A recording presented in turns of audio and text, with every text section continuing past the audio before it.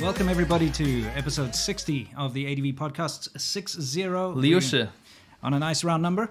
And we've got a very important and fairly interesting one for you today. So yeah. Shall we saunter right into it? Let's saunter in. Let's give everyone a chance to come on in. This is a live show. In fact, you guys might be watching this post, or you might be listening to this on a podcast form in audio. Mm-hmm. We are on all major podcasts. Yes. And that doesn't matter because we care about the people right now that are here with us today. Yeah, watching right now. And watching right now, we say hello to everyone live and hello to everyone post live. Sure. We have some... what I wanted to say, what I was leading into, is that I always put together something called a media pack every time we make an episode, and that's all the stuff we're going to talk about. It's like cue points, right? Mm-hmm. Now, I had to make about 4 of them today, like last minute, because things change so quickly. It's not that the information changed; it's such delicious information fell into our laps. We had to let a lot of the subjects go. A lot of topics that we were going to cover have been moved to next week, but they're not as up to date as now. Yes, yeah, not at all. Anyway, I actually wanted to bring up something that was very, very. They didn't heed our warning, I should say. Yes. We told you, China, and before we rolled this, but we told you 100 billion times, do not rap anymore. Yes, stop. Don't rap. How many? They did the anti-THAAD missile rap. They've done the Belt and Road Diao rap. Dao. The Diao Yu Dao rap. They've had the 5-year plan rap. Yes. They've had countless state raps. Yes. You don't make hip-hop about a government. No. Unless it's to say, like, F the government. Sure, that's completely against the whole spirit of rap, I'd say. Or even music in general. Yeah. You don't make propaganda rap. It's not cool. Chinese people don't like it. Westerners are going to laugh at it. And you're just constantly feeding us delicious material. Yeah, as they did again. It's also the most ridiculous thing that they co-opted or culturally appropriated an African-American art form to use for Chinese state propaganda. Anyway, we've got to saunter right into our What's New, where we talk about what's new. And this is new. We're going to play... Well, first of all, there's a little bit of a callback. Those of you who watched you watched the 5-year plan thing, you might remember this charming young lady, I'm saying that in the nicest way, and her little rap. Let's give you a little reminder. Hang on. No gray. Smoke is cast away. Sun shining, sets are pretty. Let him defeat the city. It'll inclusion. Okay, so you guys remember last time they had that black guy? Yeah. And they were basically talking about how... The 5-year plan, the 14th plan. or whatever 5-year plan. And the black guy was the only guy that actually had some decent flow, but it was still cringe as hell because it was just garbage propaganda. But basically the thing was... It used to be called Made in China, but now look, China's made it. Like it's already there. But then this random chick comes in. It was already bad. Yeah. Then this random chick comes in called Sina. Yeah. And she is rapping. She can't rap at all. Oh yeah. Number one. And number two, it's so cringe to hear people trying to use language that they're not proficient at in a rap form when they're talking about verbose government propaganda. Sure. It's like the worst combination you could come up with. So that was, these raps have always been bad. Yeah. But they continually get worse. They're actually worse each time. And that we thought was the peak. We thought she was the peak. No, she came out with another one. Yeah, let's take a quick look at her. We have to explain it. Okay, all right. Because it's important that people you can explain this Xinjiang cotton thing, just in case you guys are new to this idea. Okay, recently, if you don't know what's been going on in China, of course, Xinjiang, as we all know, is a very contentious topic because they have concentration camps there, whatever you want to call them, re-education camps, vocational camps, but basically they're taking people against their will and putting them in these massive camps where they're stripping them of their religious and cultural identity and forcing them to do certain things. It's bad. And so one of the big things about this is forced labor. They've got all these people in these camps. And what they do is they're like, well, we've got them in the camps anyway. Let's just get them to do things that can earn us money. So they've advertised that they've got these laborers to different companies. And of course, Xinjiang is a very big cotton producing area of China. So of course, they get the cotton picking Uyghurs to go out and pick all the cotton, That's what they do. I mean, no, seriously, the Uyghurs are now being forced onto the cotton fields, and it's like forced labor. So big companies like H&M... I'm not laughing at that. No, what you think I'm laughing at. No, he's not. He's laughing at some joke we had earlier. Anyway, the fact of the matter is... No, okay. Fact of the matter is, what's going on here is big companies like H&M, they're a little worried that there may be forced labor going on. So what they did was they signed an agreement, like the Better Cotton Initiative or something, with various other companies just to pledge that they would not source cotton from Xinjiang. And because of that, and I mean, it's just ethical to do that. They're not saying we're not going to buy Chinese cotton or get cotton from other parts of China. They're just concerned that there might be forced labor in Xinjiang. Sure.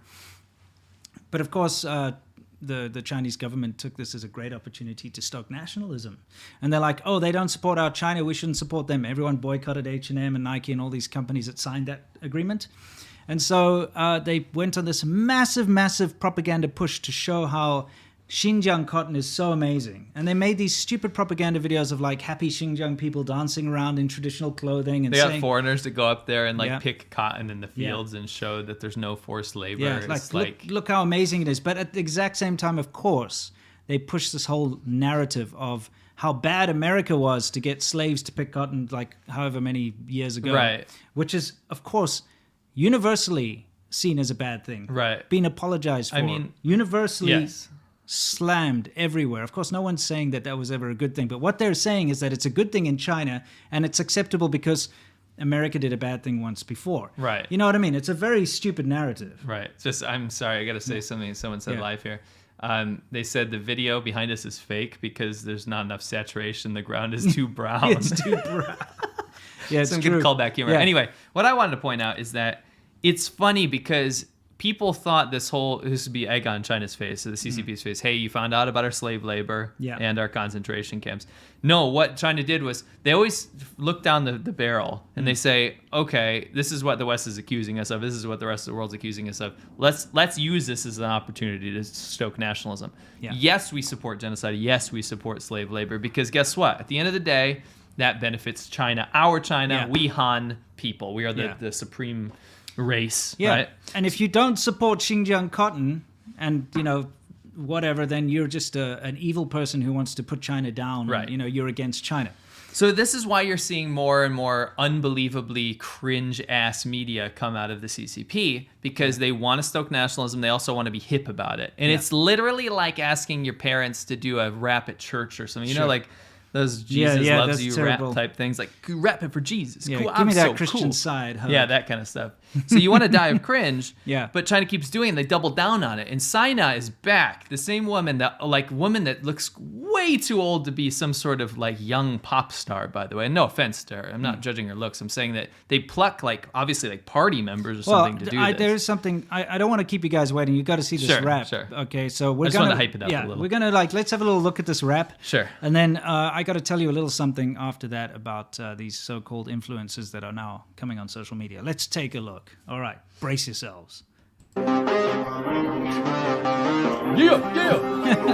make it better. I see dry like the sunshine made of cotton. This work was good, people all in old bottom. You see jobs create, and their fat money made. Year was like, now I know how people just like to hate. Forced labor's none of weavers, but take a flight to keep us truer. Poor families are getting fewer. Another name for this belief is called loser. I see something funny, gonna talk and send me for sudden and hate. Okay, see there, obviously they're bringing in the whole... I really want to break this down a little bit. Yeah. Let's play it out first. Okay, you want to play the rest? Yeah, play it out and then we'll go back. The way she says cotton I know, is it's so so frustrating. Anyway, let's get back into it. Okay. Money. I saw forced laborers working so poorly, just like we imagining. Bounce, you know what it is, but choose your lasting illnesses, but only one. It just can't face all the arrogant. It's anti-police, no fear for future. I listen to this to eradicate I see cheers. That's what I mean, so real, no fake. Welcome to my space. I see dry like the sunshine made of cotton. Stop with the cotton. Yeah. I have to break down why this is so cringe. Yeah. All right, yeah, play yeah. it out. Okay. Give her the Okay. mic. All right. Okay. This work was good, people all in old bottom. You see jobs create, and their fat money made. You were spy, now I know I shouldn't hear how people hate. Okay. Now I'm seeing the response here in the. If I cringe any harder, I may implode. Said Monday show. Yeah. So I want to go into some of the lyrics. Okay. Let's go. I'll bring I want it to up in the explain this. background. Now, my problem with this is when they make these propaganda raps, the English doesn't make sense. No. So don't do it in English. No. Right? I get you're trying to influence the West, but you're failing so hard. I see dry lands, rich sunshine made. Okay, so you're literally rapping about cotton. Made of cotton. As we say, cotton. Cotton. This is the first cringe. Yeah. when Chinese people learn English, and this has nothing to do with criticizing language abilities, I admire people that are confident in their language abilities. I think it's really cool, and I hate when people are afraid to make mistakes. Absolutely. It's awesome. But the problem I have with this is that when you're rapping like this and you're trying to say, when you learn in English school that the T sound is actually a kind of a D sound in American English, they overemphasize it, especially in this, and it's so bad. Yeah. Anyway, there's world-class, good-looking people, and I'll just keep going. I want to do a couple things to point out here. All right. They bought in, create that fat money made, yet rumors fly. Now I know people just like to hate. Forced labor are not Uyghurs. Fantastic grammar here, guys. Okay, so who are the forced labor then if it's not the Uyghurs? And also, that doesn't make sense. Sure. Forced labor are not Uyghurs. Yeah, no shit. How is forced labor anything? Continue. Buy a ticket, fly here to see who is true. And this is actually what I wanted to point out. This is the whole Chinese government thing. Their shtick is, oh yeah, if you think there's forced labor in concentration camps, you've never been to Xinjiang. Remember? 你从来没有去过 Xinjiang. This is their thing. You've never been to Xinjiang. Yeah, come to Xinjiang. Yeah. What do you get to see if you go to 买一张 Xinjiang? 飞机票过来看一看. This is their propaganda thing is you buy a plane ticket now, get over here and see for yourself. And she, as you can see, this is not her own organic thing. She put every single propaganda piece that China is spitting out right now about Xinjiang into this rap. Yeah. So I thought that Obviously, you can't just go look around Xinjiang. And this has been very apparent because even the shills who want to go to Xinjiang can't go to Xinjiang. And if they go, can I point that out? Yeah, sure. So we made, you know how we call a lot of things. Yeah. You know, a lot of the Western shills, you know, the people out there. I mean, we might as well just say who some of them are. No, we don't have to. Okay, we don't have to. But anyway, I'm making another video. It's the coming. Western people that you see in China spouting the pro-CCP stuff, we were like, because of all this Xinjiang cotton stuff, because of all the forced labor accusations, because of all this effort and millions of dollars China's spending on trying to change people's minds about the concentration camps, we're like, these guys will end up going to Xinjiang. You're going to see Americans and Canadians and all these people going to Xinjiang, and they're going to say, British people, and they're going to say, there's no concentration camps as they stand in a city square of Kashgar with doves flying by and propaganda posters. Lo and behold, a couple of them did that, but we think we prevented a lot of them from doing it. Not morally. We think that their handlers actually, because they put out polls. They were like, who wants to see us go to Xinjiang? We were like, oh my gosh, we called that one. Yeah, for sure. And they all had this preparations to go to Xinjiang. Yeah, some of them were boasting in our comments, oh, I'm going to Xinjiang. I'm going there, give me the coordinates, I'll find the camps and all this kind of stuff. Guess what? All of those shills, what they've done now is they've either bought stock footage or stolen footage to put onto their videos, and they make a video about Xinjiang, but they've never been there. But they didn't go. Or they're like interviewing someone who recently went to Xinjiang or something because they haven't gone there themselves. You can't just go there. You have to be part of one of these special shill trips where they mind you and take you to certain places. Is, and those were ready to happen. Yeah. But they got shut down for some reason. I think partially because we called it out and predicted it. Maybe. And number two, it's a bad luck. Like, they can try all this they want, but right now the sentiment is too negative about Xinjiang in the West, and you're not going to convince anyone otherwise. No, I mean, we could keep going on through this, and it's just horrible. Of course, I just wanted to point some of those out. Yeah. One thing, another name for disbelief is called loser. That doesn't make sense. No. What I wanted to point out is that this woman, by the way, now has her own YouTube channel. Yeah. And this is one of a few now that I've seen where state employees, like people that work for CGTN or any of these big, state-run media companies, they are opening their own personal YouTube channels, what looks like their own personal YouTube channels, but it's actually just what they do for CGTN, but on YouTube. Yeah. It's a way for them to try and divorce themselves from the state-run media label. Sure. And I'm going to be talking about this, of course, but there's a very big one that ties all the shills together. Yeah, and it's pretty crazy. It's pretty damning. It's really, really damning. So they are trying to pretend like, oh, we're just an influencer, like a happy girl that likes to travel around, or a rapper or something. But meanwhile, they are state employees that are just doing a government propaganda job. There's a Wumao in the chat right now, guys. His name is T-Man. I'm not telling you to brigade him, but his best argument against us this entire time is just screaming liars. That's what they do. I mean, it's just give some. I would like to have a little something I can rebuke. Yeah, I mean lying about what? This rap video doesn't exist. Because can you do me a favor? Can you open that back up again? Sure. Can you play the verse, the chorus, so it's I solidify it in everyone's heads? Okay, let's get it in there. Yeah. Okay, just right in the beginning. This one. Just enjoy it, guys. Okay, yeah, let's do it one more time. Just that one little. First part, let's go for it. Sunshine made it cotton. This work class school, people all in all bottom. There we go. Okay, there we go. I just wanted you guys to. This is not liar. You are liar. You are liar. I say truth. Yeah.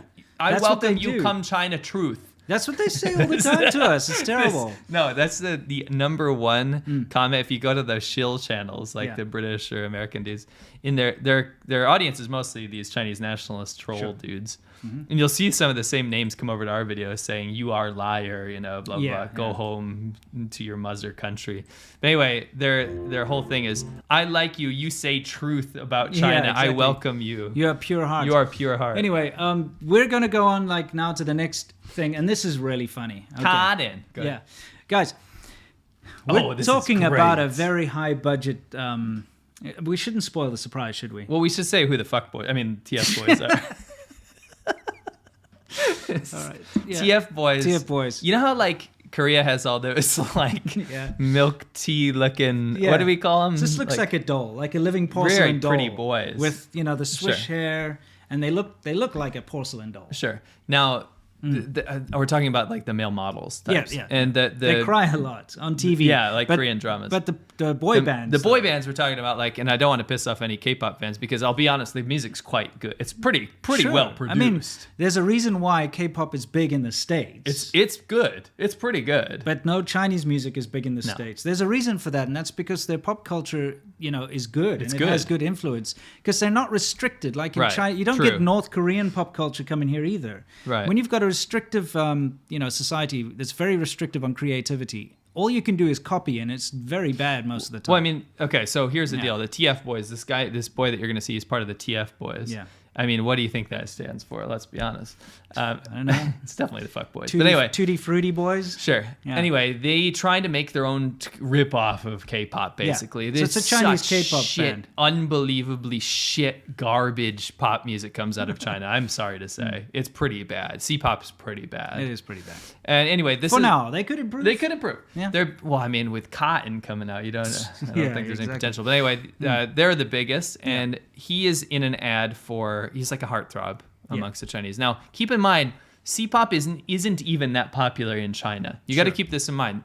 Most Chinese people, especially educated people or people in the city, they prefer K-pop, they prefer Japanese music or American music. Yeah. Or Taiwanese music. The rural people tend to follow these domestic brands like TF Boys. Now, TF Boys put out an ad. Well, they're starring in an ad about ramen or soup. Yeah, right? It's kind of like I think it's a ramen. soup thing you add to make basically ramen. I think it's just instant ramen. Okay.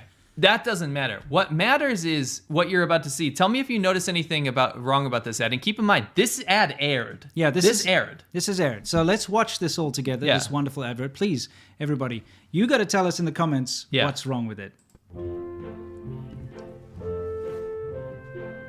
It's very well shot, by the way. 你说有没有人会像我一样，有一个只属于自己的元气世界呢？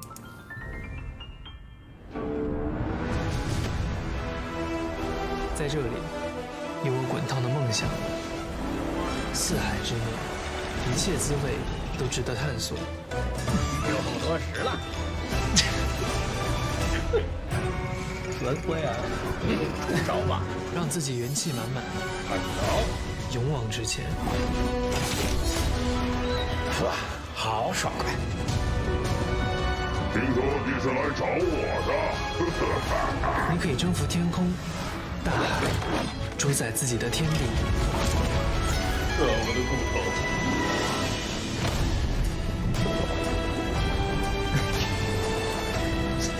也可以慢慢修炼，成就自己的火候。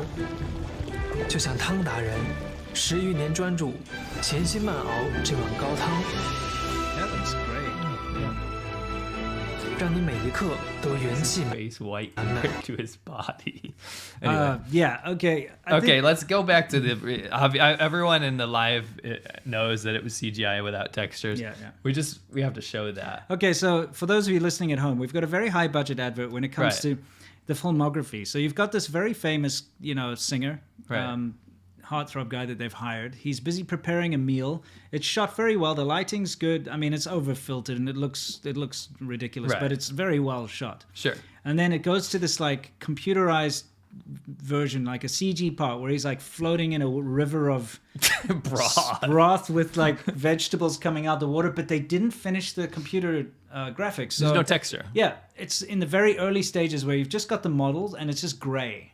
Right. But this is an advert that aired on TV. They actually went ahead with this. This is like, we have to throw out so much material whenever we prep this show because of how much stuff just falls in our lap, and you just can't make this up. He's fighting a bone broth monster. He is. No, number one, which is ridiculous in itself, but they just said fuck it, and they didn't finish the ad, and then they put it online. Yeah. They aired this. This went on in front of videos on Chinese platforms like Bilibili and stuff.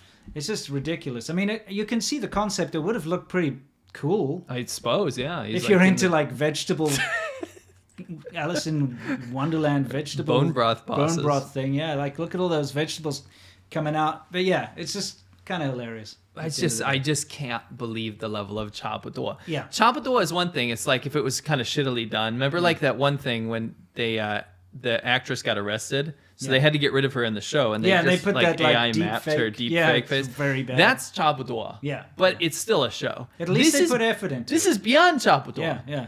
This is chahenduo. Yeah, cha henduo. Okay, Yeah. this It's really is bad. so cha and so terribly half-assed that I just can't believe they aired it. Yeah, me neither. So Anyway, thought you'd find that rather interesting. yes. Okay, so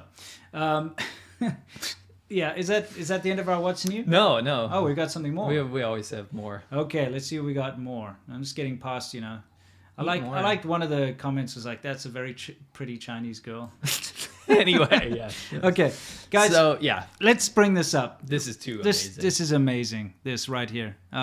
Okay, we were supposed to put the actual footage Okay, of well them I'll just. swimming. Oh Okay. yeah, I know. Yeah.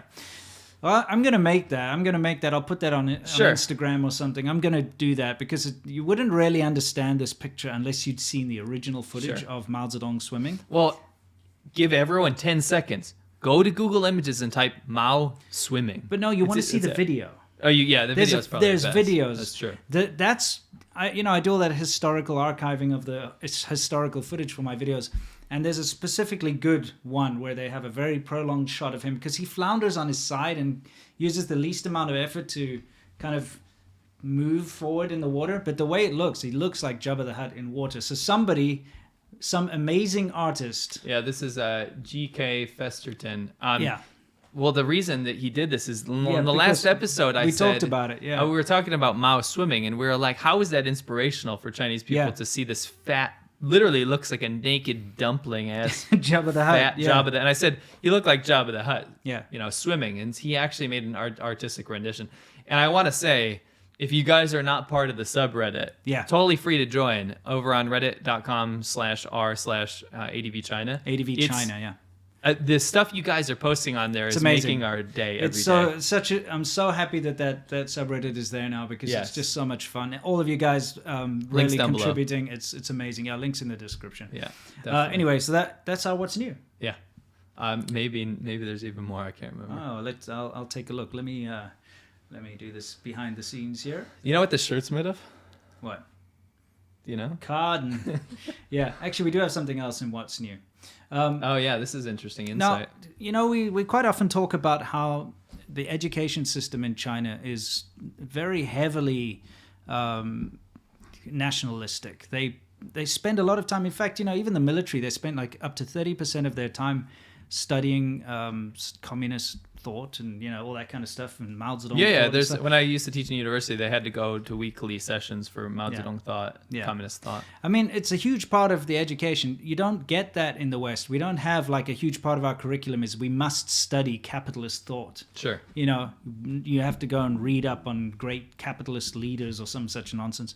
But they do that in China. It's a big part. Like the whole nationalism thing is very big. So here's a clip from it's fairly old. It's a couple of years ago when they were doing the whole like we've got to stop celebrating foreign festivals like Christmas.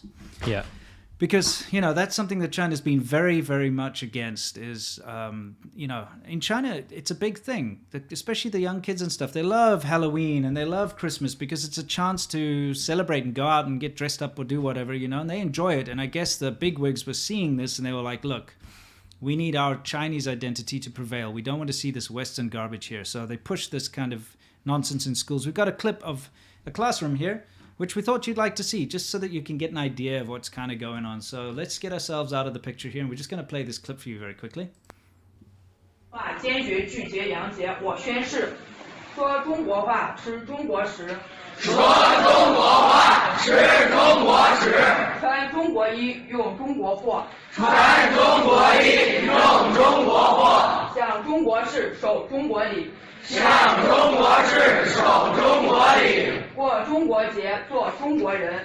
过中国节，做中国人，树立传统文化自信，树立传统文化自信，传承灿烂民族文明，传承灿烂民族文明，远离洋节形式，远离洋节形式，不再。Yeah, I just wanted to quickly comment on that part where they're like, and not participate in foreign festivals. For those of you who are at home, it's a classroom, and I'm just going to read some of these things that the teacher's asking them to say. Basically, I hereby swear to resolutely reject traditional foreign holidays, to speak Chinese and eat Chinese food, to wear Chinese clothes and use Chinese goods, to remember China's history and protect China's rituals, Chinese rituals, to be a Chinese during the Chinese holidays. Okay, I don't know how you can stop being a Chinese, to be honest. To maintain traditional culture with confidence and traditional and splendid national civilization. To keep away from foreign festivals and not participate in foreign festivals. To establish far-reaching ideals. To realize the great rejuvenation. This completes my oath. Okay, I mean, that's scary, right? Like, I think anyone from any free-thinking, part of the world or any free-thinking society would think that that's a pretty terrible thing to make your children pledge an oath to in school. I mean, you can take the same kind of logic and use it for any country. I pledge to only speak English. I pledge to never, participate in foreign festivals. It's a bunch of nonsense. People should be able to choose whatever they want to do. But this is the kind of thing that's going on in Chinese classrooms, and to varying degrees. But we talk about this sometimes, but I guess people don't really understand what we're talking about unless we can show it, and that's why we showed that. Sure. Yeah. I give you some material. Oh, you did? Okay. I'm going to have to do some behind-the-scenes stuff here. Well, actually, I had some things to say about this oath thing while you do that. Yeah, please do it. Yeah. So this actually happened a little while ago. I believe it was a few years ago. I think, did you mention about the Christmas thing? Yes. Yeah, okay. So the whole Christmas ban thing got all these Westerners Don't up pay in arms. attention, everybody, about what's up on the screen now. We're going to talk about that later. You just keep going. So anyway, so this was a little while ago, but the thing is, when they do this stuff in university and high schools and things, you have to understand that a lot of these kids are just not paying attention to what's happening. There's this stoking the nationalism idea, but a lot of people are not internalizing it. But it's this... What it does is it creates this feeling of apathy and the feeling that you can't do anything about it. So these kids might be cringing out and be like, I have to do this crap, stupid oath or whatever. But it really just instills a feeling of oppression, kind of like a razor wire fence around their life at this point. They're not going to be able to speak out against anything, right? Sure. So that's what the design is for. Did you? Yeah, I've got them. You want to see some of these pictures? Okay, we're going to have to talk about this in a second, but I just want to get to the next one. Everybody remembers my favorite person in the world here. Not trying to be insensitive or anything, but I kind of was anyway. So somebody went ahead and made a. This piece is called Chinston. Chinston, yeah. So there it is. You asked for it, you got it. There's me. Hold on, slow your roll. I got to shout out. It's by FRAD 93. Yeah, very good. Thank you for that one, guys. Now I can't say anything because I too have a chin tattoo. There we go. Except yours is even worse because it's cultural appropriation because you're not Maori. Yeah, that's right. I'm cultural appropriation. That's I better get that out of there. There's Mao floating around in the water, but that's not him swimming. You got to see it in motion. You also have to pay attention to his chin. That's Maori. Oh, that's Maori. Yes, it's Maori. Look, he's got a chin tattoo too. It's my brother from another mother right there. Okay, excellent. Anyway, keep your chin up. I just wanted to throw some credits out there. Thank you to everyone submitting on the subreddit. It's awesome. Yeah, very exactly. Funny. Yeah. Anyway, let's get back to this picture because it is part of what's new. And before we move on, we have to talk about this. Sure. Guys, this infuriated me. This is showing how disgusting and insensitive and inhumane the Chinese government is right here. Now, you would think that this is just some random person making like a random tweet or something, but no. What is it? What is the department? This is the Communist Party's Central Political and Legal Affairs Commission.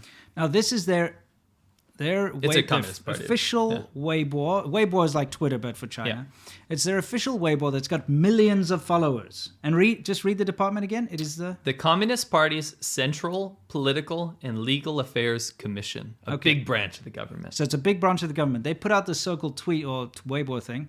You can say tweet, it's fine. Yeah, it's a tweet. They said fire in China versus fire in India. And for those of you listening at home, they have a picture side by side of the Long March 5B rocket being fired off into orbit. You mean fired down on Well, yeah, I mean, we'll get into that. But yeah, and next to it, they've got the funeral pyres of people being, cremated in India because of the COVID thing. Yeah. Now, talk about disgusting and insensitive. How dare you, China, you disgusting, immoral, horrible government. How dare you do that? You've got real human suffering and you're laughing at them and saying, look how much better we are because we can launch a rocket into space, while Indian people suffer and are being cremated. It's disgusting. Like, if this doesn't show you the true nature of the Chinese government, I don't know what does. This is an official account, okay? And these things happen often, this wolf warrior crap that goes on. Every single time, people just like, don't worry about it, let's move on. This is the Chinese government. This is what they really think. This is how they truly behave. Yeah. Immature. Now, what's funny is that there was a little criticism of this from even the Global Times. Yeah. Like they went out there, not to really shut it down, but they were like, we should probably be a little more careful about our international image type thing. They got attacked by Chinese nationalists, and then they had to remove their remarks on that. Because guess what? The government has stoked the nationalism to a point now where inhuman behavior like this is tolerated and celebrated and then piped out by the government itself. Yeah. Now, here's something interesting that happened. Yeah. And this is why you guys watch us. We can be your little canary in the coal mine. Because I put this out on my Instagram, not to stoke hatred, but to show people this is the government. I said this is the government you're dealing with. If you want to deal with the Chinese government, this is their sentiments. I'm not trying to be like, look at how bad they are. I'm pointing out specific concrete examples so you can make up your own mind about how this government actually operates internationally, okay? Yeah. What they say is, India's burning people because they can't deal with COVID, lol. We're going to space, right? Yeah. So there was a lot of backlash. And I in all my history of Instagram posts, have never seen so many Wumaos come out of the woodwork. And this is why you watch us, because what happens when we put out something, we can see if China actually cares about something. And they were so quick to jump on me. And all the Wumao accounts, there's this one in particular that has this like super hot girl. And she's like showing her like long legs and all this kind of stuff. Yeah. And she says she's a model in Hong Kong or something. Completely fake. I've called her out a million times about it, but she's got a pretty big account. And what she does is she goes out there and she'll only usually target things that China actually cares about. And it's funny. You can see Wumao, you can test the response of what's happening in China, how much Chinese government cares about something, by how the Wumaos react. Right. And the Wumaos went apeshit on this post. Yeah. And this is what they said. You'd expect them to say something like, fuck India anyway, blah, blah, lol. Sure. No. What their response was, and this is the prevailing narrative, and they went for 50, 60, 70, 100 comments, like replying to every single person about this because it bothered them so much. They said, no, you wouldn't put someone on blast, some redneck in America on blast if they had some stupid opinion, because that's what you're doing. This is not the government. The government did not post this. It's just some stupid person on Weibo. We also disagree with him, but you don't just get to say this is how the Chinese government acts. The Chinese government didn't do this. That was their thing. That was their cover-up attempt. And so I didn't reply to them, and I actually wanted to gauge the response. And I actually had people in my comment section saying, I'm sorry, I follow Sea Milk stuff. I'm sorry if this offended you. I see that they removed it. I didn't know. I thought it was the government. Sea Milk said it was the government. Guess what? It was. It was the government. But these Wumaos do a pretty good job. They sit there over and over again, especially if they're women. That is their job. And for people who don't know it yet, the entire purpose of the 50 Cent Army or the Wumao Army is to sway opinion online. That is what they do.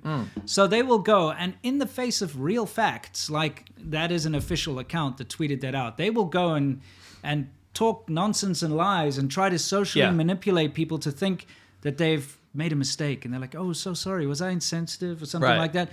And that's their job. Right. Right. That's their job. But I mean, I was surprised to see it work so effectively. Like T-Man, this guy we have in our comments now, you guys can see the Wumao's coming here. I don't know why. Mary, it looks like they lie so bad. Maybe she's on our side. But anyway, T-Man in the comments here is saying like liar, fake news. They keep saying fake news and stuff. That's what you expect. Yeah. Her name is Cecilia or something, but she was going on and just spending hours of her time succinctly replying to each one of these people, trying to convince them absolute lies. Like her whole thing is like, oh, they removed it in good faith anyway. So like, why are you still talking about this? I hope you got what you deserve. You know, like you and Winston just digging up stupid like nonsense articles like this. This shouldn't be put on blast because it's just some stupid opinion. And it was acknowledged by the Chinese media, like Global Times, like you said, and it was taken down. You know, the joke's on them, though, because the Long March 5B that took off one of the stages of the rockets, as we all know, is like uncontrolled, falling down into Earth. And we don't know where it's going to land. Statistically, it'd probably land in the sea. Right. Because the Earth is, 73% water, whatever it is. Yeah. Yeah, my geography is not great. But, it's 70-something% water. Okay. And it's going to hit somewhere. You know what I mean? T-Man, more like P-Man. Lol, got him. Anyway, that we just have to show you again. This is the Chinese government's true face. They want to take it away so you don't see that. Yeah. But this is how they act. This is how they feel about the rest of the world. To all of my Indian friends out there, and by the way, I absolutely love India. I've been there. I've seen the very bad sides of India. I've seen the good sides of India too. I love India, and just from me anyway, I want to apologize for this terrible behavior of the Chinese government. It's not my fault, but I just, this insensitive shit. You guys are going through a terrible time right now, and you deserve support and moral encouragement. Not you know what? I like forgot this. to put out. What? I donated a bunch of money to a charity for India that helps get the oxygen and doctors and all that stuff. But anyway, I vetted a bunch of charities and made sure that this one was good. Yeah. And it's very good. It was like called Asia something or whatever. But anyway, I put it out there and I encouraged other people to donate. Yeah. And this wasn't a public bragging thing. I wanted actually I want to use my audience for good. Sure. Right? Because me and you did a huge campaign to help China in the beginning of the COVID outbreak. Remember, we were sending money to people on WeChat. Money, masks. We did it specifically to people on the ground, so we knew that the people got the supplies. Yeah. We got confirmation that they went to hospitals. We got PPE, masks, and medical supplies to people in China when they needed it. Yeah, right in the beginning of the pandemic, And we called on our audience to do the same. We sent all their money donations over. And we wanted to do this. I wanted to do the same thing for India because it looked dire. Right? Yeah. It looks dire right now. The Wumaos came out. Yeah. And then they said, oh, you're not doing as much help as like what the Chinese government's helping with like India. And my reply was, what's wrong with you? What have you done? Sure. Your government you can claim all you want. You didn't do that. You're not part of your government. Well, maybe you are. Yeah. But you can't claim whatever charity your government's pretending to do for India. Yeah, you can't. What are you actually doing? They say, oh, fuck you. You have ulterior motives to help India. And then some other people are like, Indians are savages.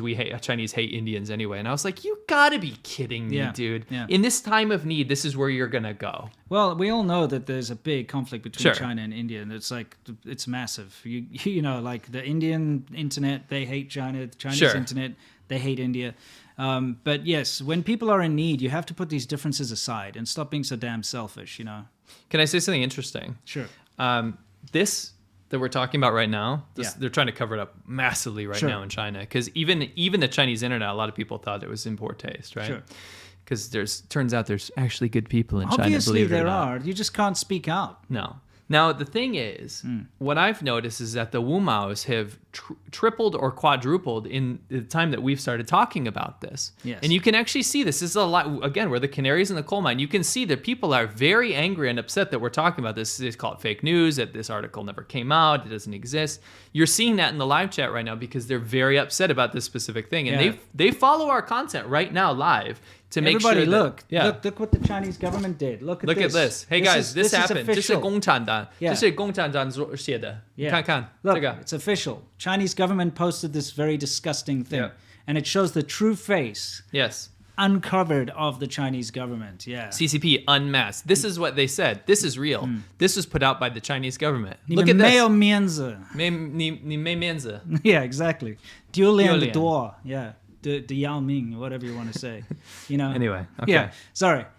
Off topic. Now, it's time for us to mention one more thing in our What's New before we get to some super chats. And that is, of course, a big development with Australia and China.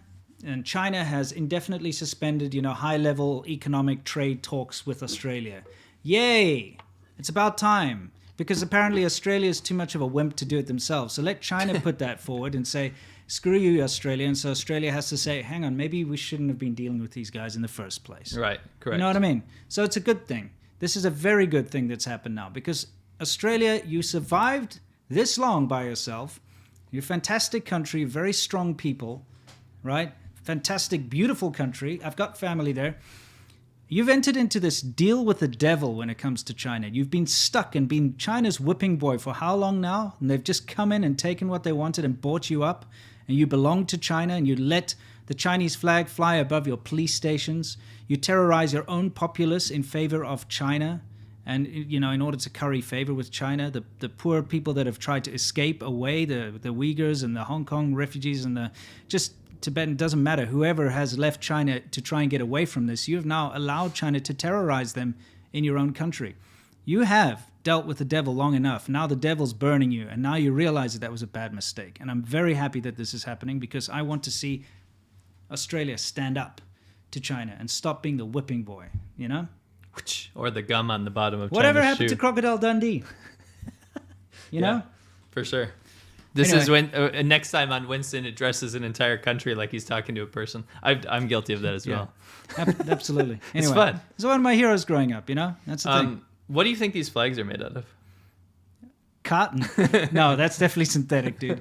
It's like some kind of polyester or something. Sure. Anyway, it's time for some super chats before we move on to our next segment. I can make that happen. There's a big what's new, guys. The main topic about the dog thing, don't worry, that's pretty shocking. Sure. That's coming very soon. And it's real. Crap. We've edited it. Ty Slum says, should the world screw China until it changes? No, it's not about screwing anyone. It's not about screwing anyone. It's, it's about working together. And China's not a very good team player. And that's the thing. They need to behave. Yeah. The Chinese government needs to behave.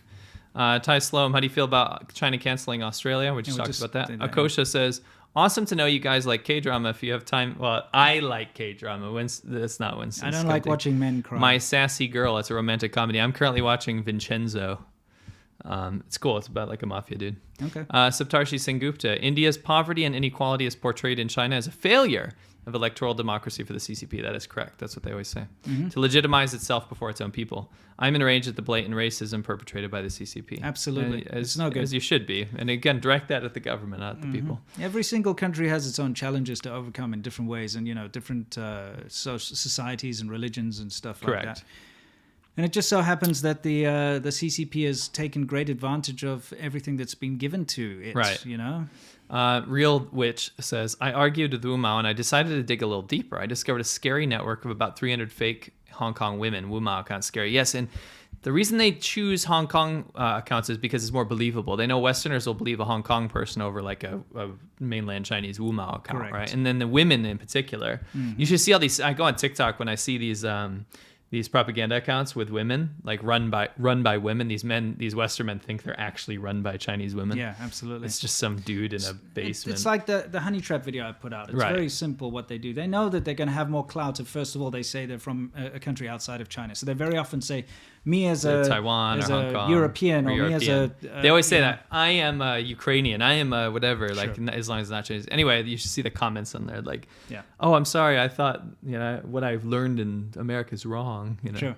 Do you guys think... Open Seuss says, do you guys think the lack of trust within China itself, like government and businesses, is the major reason why China will never be a world power? Yes, for sure. And then number two would be lack of export culture. They can't export coolness because there's nothing. Did you miss there. a couple of the super chats from the beginning there?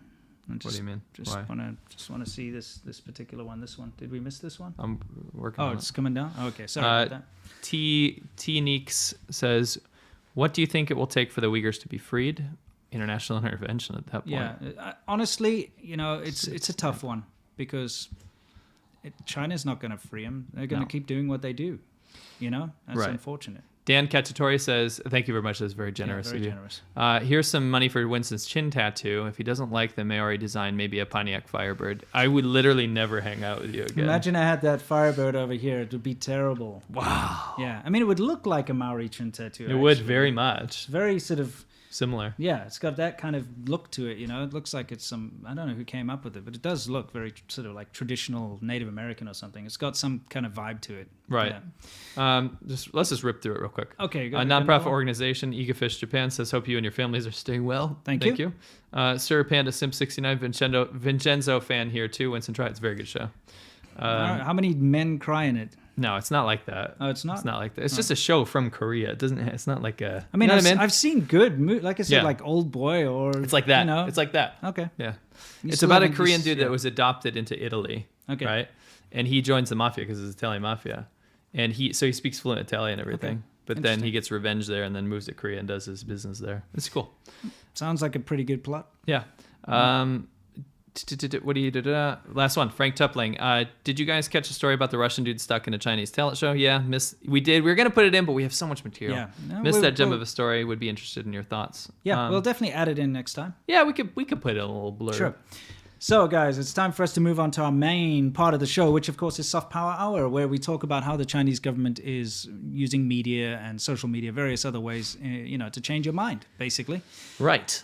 Although today's topic is less about that It's and more more like- about like anti-soft power to tell you what really goes on in China sometimes. It's pretty horrible, to be honest. Yeah, this one's pretty rough. Yeah, so let's take a look at it. Can I do a disclaimer? Yeah. If we laugh about this, don't get mad. It's just because The ridiculousness. it's of the it. ridiculousness of it, and we know we've kind of desensitized to a lot of stuff that's happened in China because of living there. Yeah. So So pardon us. we're going to have to set this up first. There's a pretty disturbing thing that both Seamilk and I witnessed quite a lot in China. And that is obviously, you have to understand, there are no animal cruelty laws in China. No, we have to they get don't that out exist, there. no. You can beat your pet to death in the street, in public, and you will have no repercussions, other than obviously people will think you're a dirtbag. You Sure. know, I'm not saying that Chinese people in general are insensitive towards the plight of animals and stuff, because you do get, modern people who care about their pets and stuff. But in general, there are no laws against it. You can do what you want with animals, and it doesn't matter. And that's why you see such horrible things when it comes to the Yulin Dog Festival and the way dogs are treated when it comes to, beating them to death and doing all this terrible. You don't look it up. If you ever look that stuff up, you'll have nightmares. So one thing that we witnessed a lot, because especially when I used to teach kids, is they'd come into class with these like key rings, okay? Yeah, me too. And you can see in the background here, we're showing it, where they have live... These are way bigger than the ones my kids used to bring in. They have live creatures. Now, what happens is they put some nutrients and crystallized oxygen and stuff in with the coloring in the water, because obviously they want to make it look cute and appealing. That is right. You can buy these. You could buy them on the side of the road. You could basically buy them from little. You get mobile stalls. Did you see actually, no. What I would always see them is on the walking streets, Buxingjie. So you go to like a Buxing, it's a walking street. Yeah. Like a walking street means like a place where people set up little stalls. These would be everywhere, and I'm talking about like all the way till I left China. Sure. They were much more common though when I first went to China. They were like everywhere, and usually the ones I got in Huizhou, the ones I saw in Huizhou were the little turtles.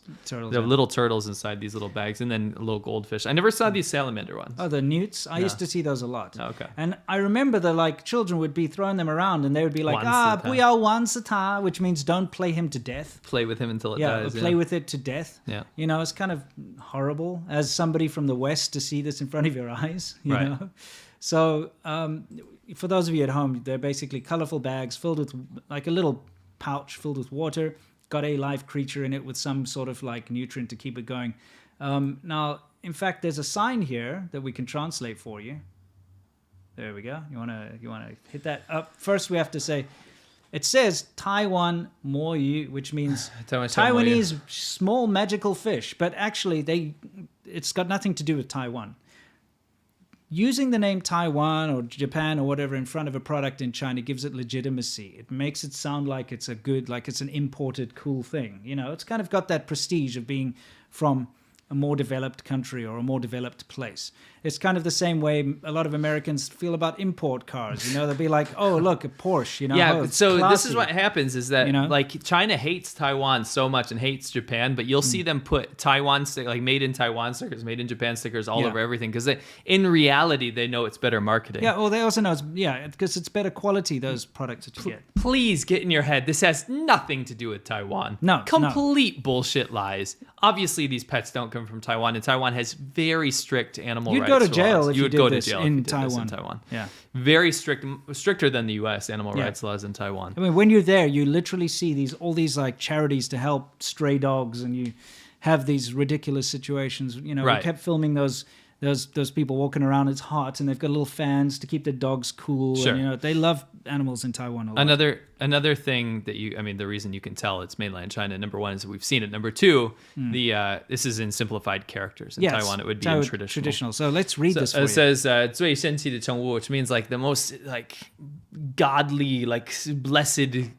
pets. It's just a dumb catchphrase. Amazing pets. Yeah, something. And it says 在袋中3个月不用喂养. 喂养 means like you don't need to take care, you don't need to feed it or raise it, like to take care of it. So for 3 months inside the bag. So it means you can leave the pet in there for 3 months and it won't die. Yeah. That's basically what it means. So yeah, that's what's being sold. Now this is obviously from many years ago. Okay, many years ago. I saw this on the side of the road. No, well, I mean, it still exists. Obviously, last time I remember seeing these things being sold in Shenzhen, which is a first-tier city, was around about 2018.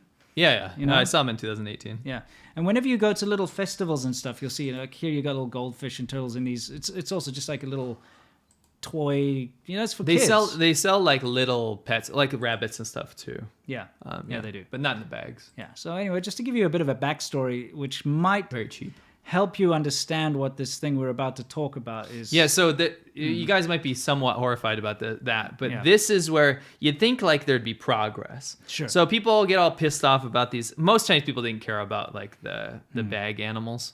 To be honest. Yeah. Let's be totally honest. There's a huge disconnect between like a salamander and a dog. Right. I mean, in any country, really. Yeah. But the whole bag animal thing, that never really caused a hubbub. It caused a hubbub on amongst foreigners living in China, I remember.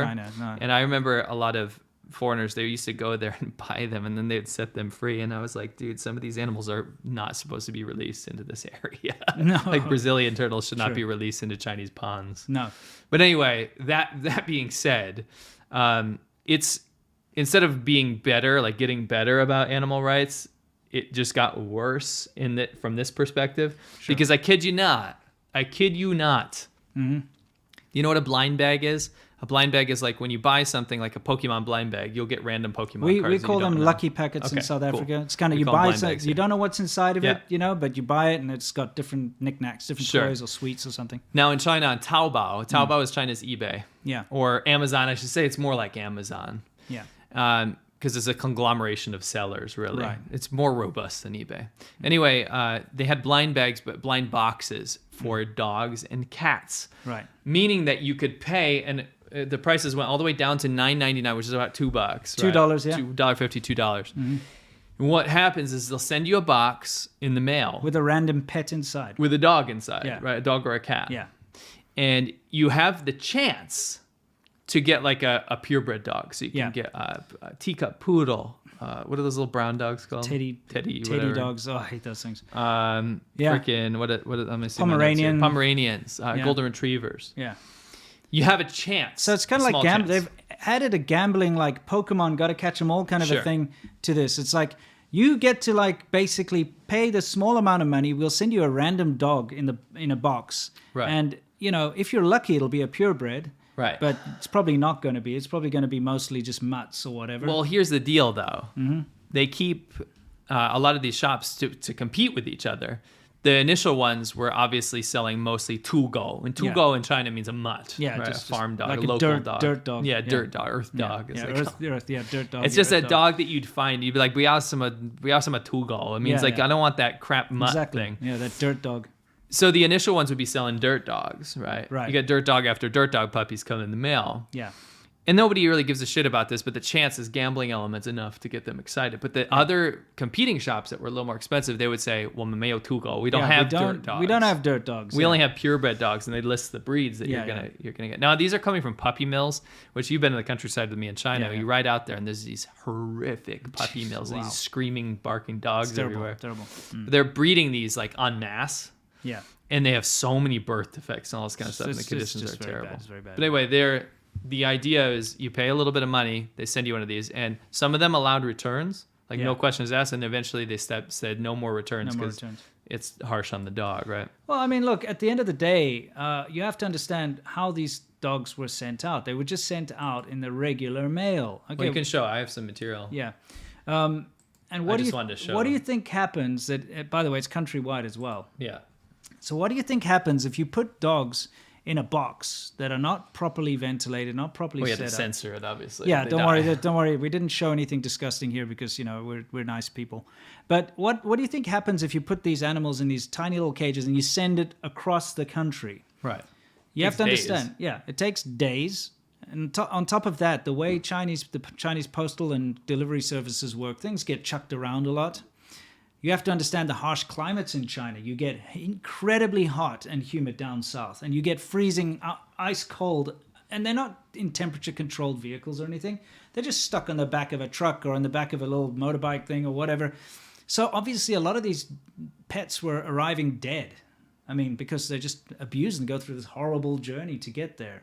And it's so shocking that a lot of Chinese netizens have, you know, been calling it out. They're like, "This, you got to respect life." And this is props to the good people of China. There's a lot of them. Yeah, obviously, who stood up. And we're reading some of the comments here, and the people are like, you know, all the kuaidi, which means all the boxes and all the deliveries, are stored in the first floor of my building. And I heard like a cat making a terrible noise, and I went and saw that it was in this tiny cage that it couldn't even move in. You know, it was just, and you know, it looked like it was almost dead, and the packages get left down there for days and also get sent for days. And so, you know, it just shows you this barbarity, this absolute disgusting part of Chinese society that puts money above everything else. They make this stupid thing where you can get a blind box for a pet and have a chance to win or to get a good breed, and people are jumping on it, and they sold a lot. That's the thing.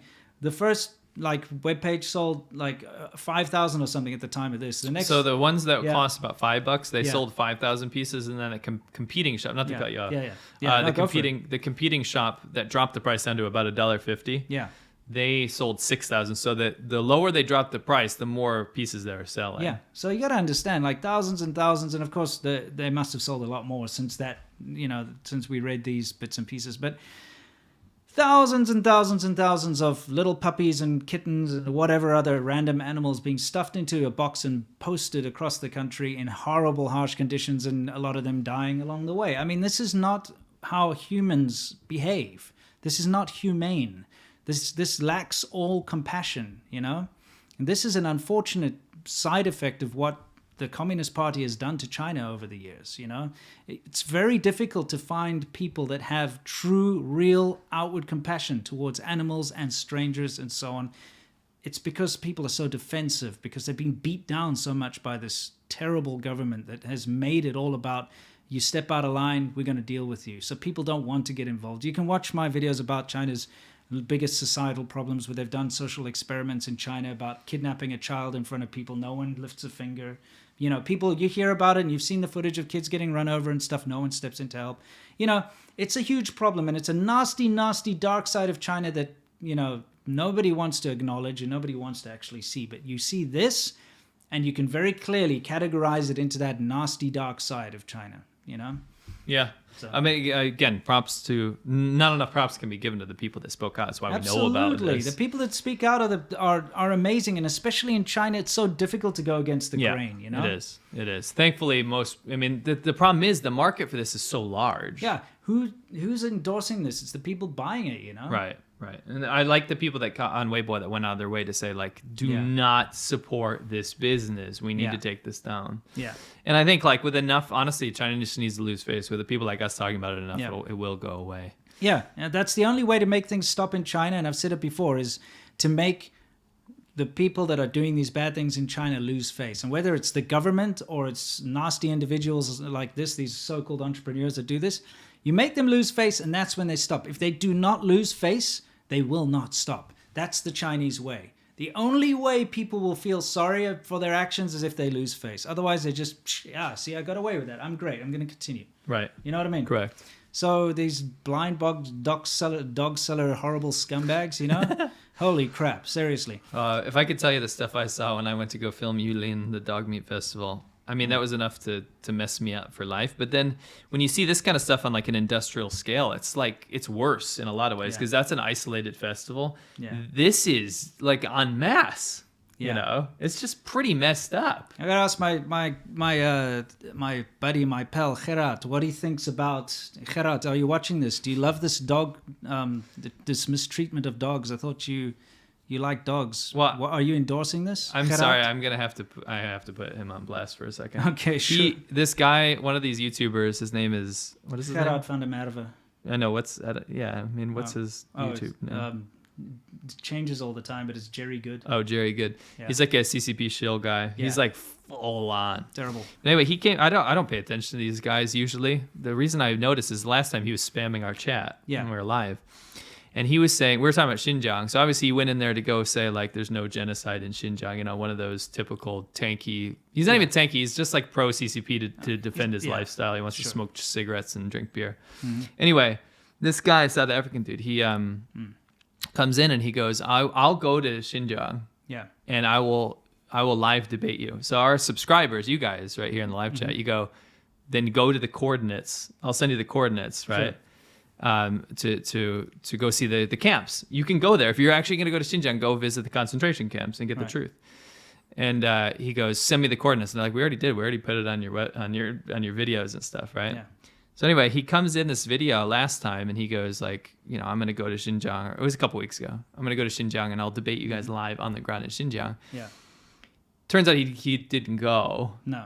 And I think he didn't get the invite from the government to be able to go there. He's done other government stuff, but he's been put out by state media in China. Sure. You know, this random like dude. all of them do. Yeah, my point is, he didn't go, but what he did was he posted a bunch of like footage, fake like drone footage from Xinjiang, which looks like stock footage, and then kind of pretended to be there, really saying like, this is being built in Xinjiang. Look at this. He's getting a lot of views too. It's obviously being piped out.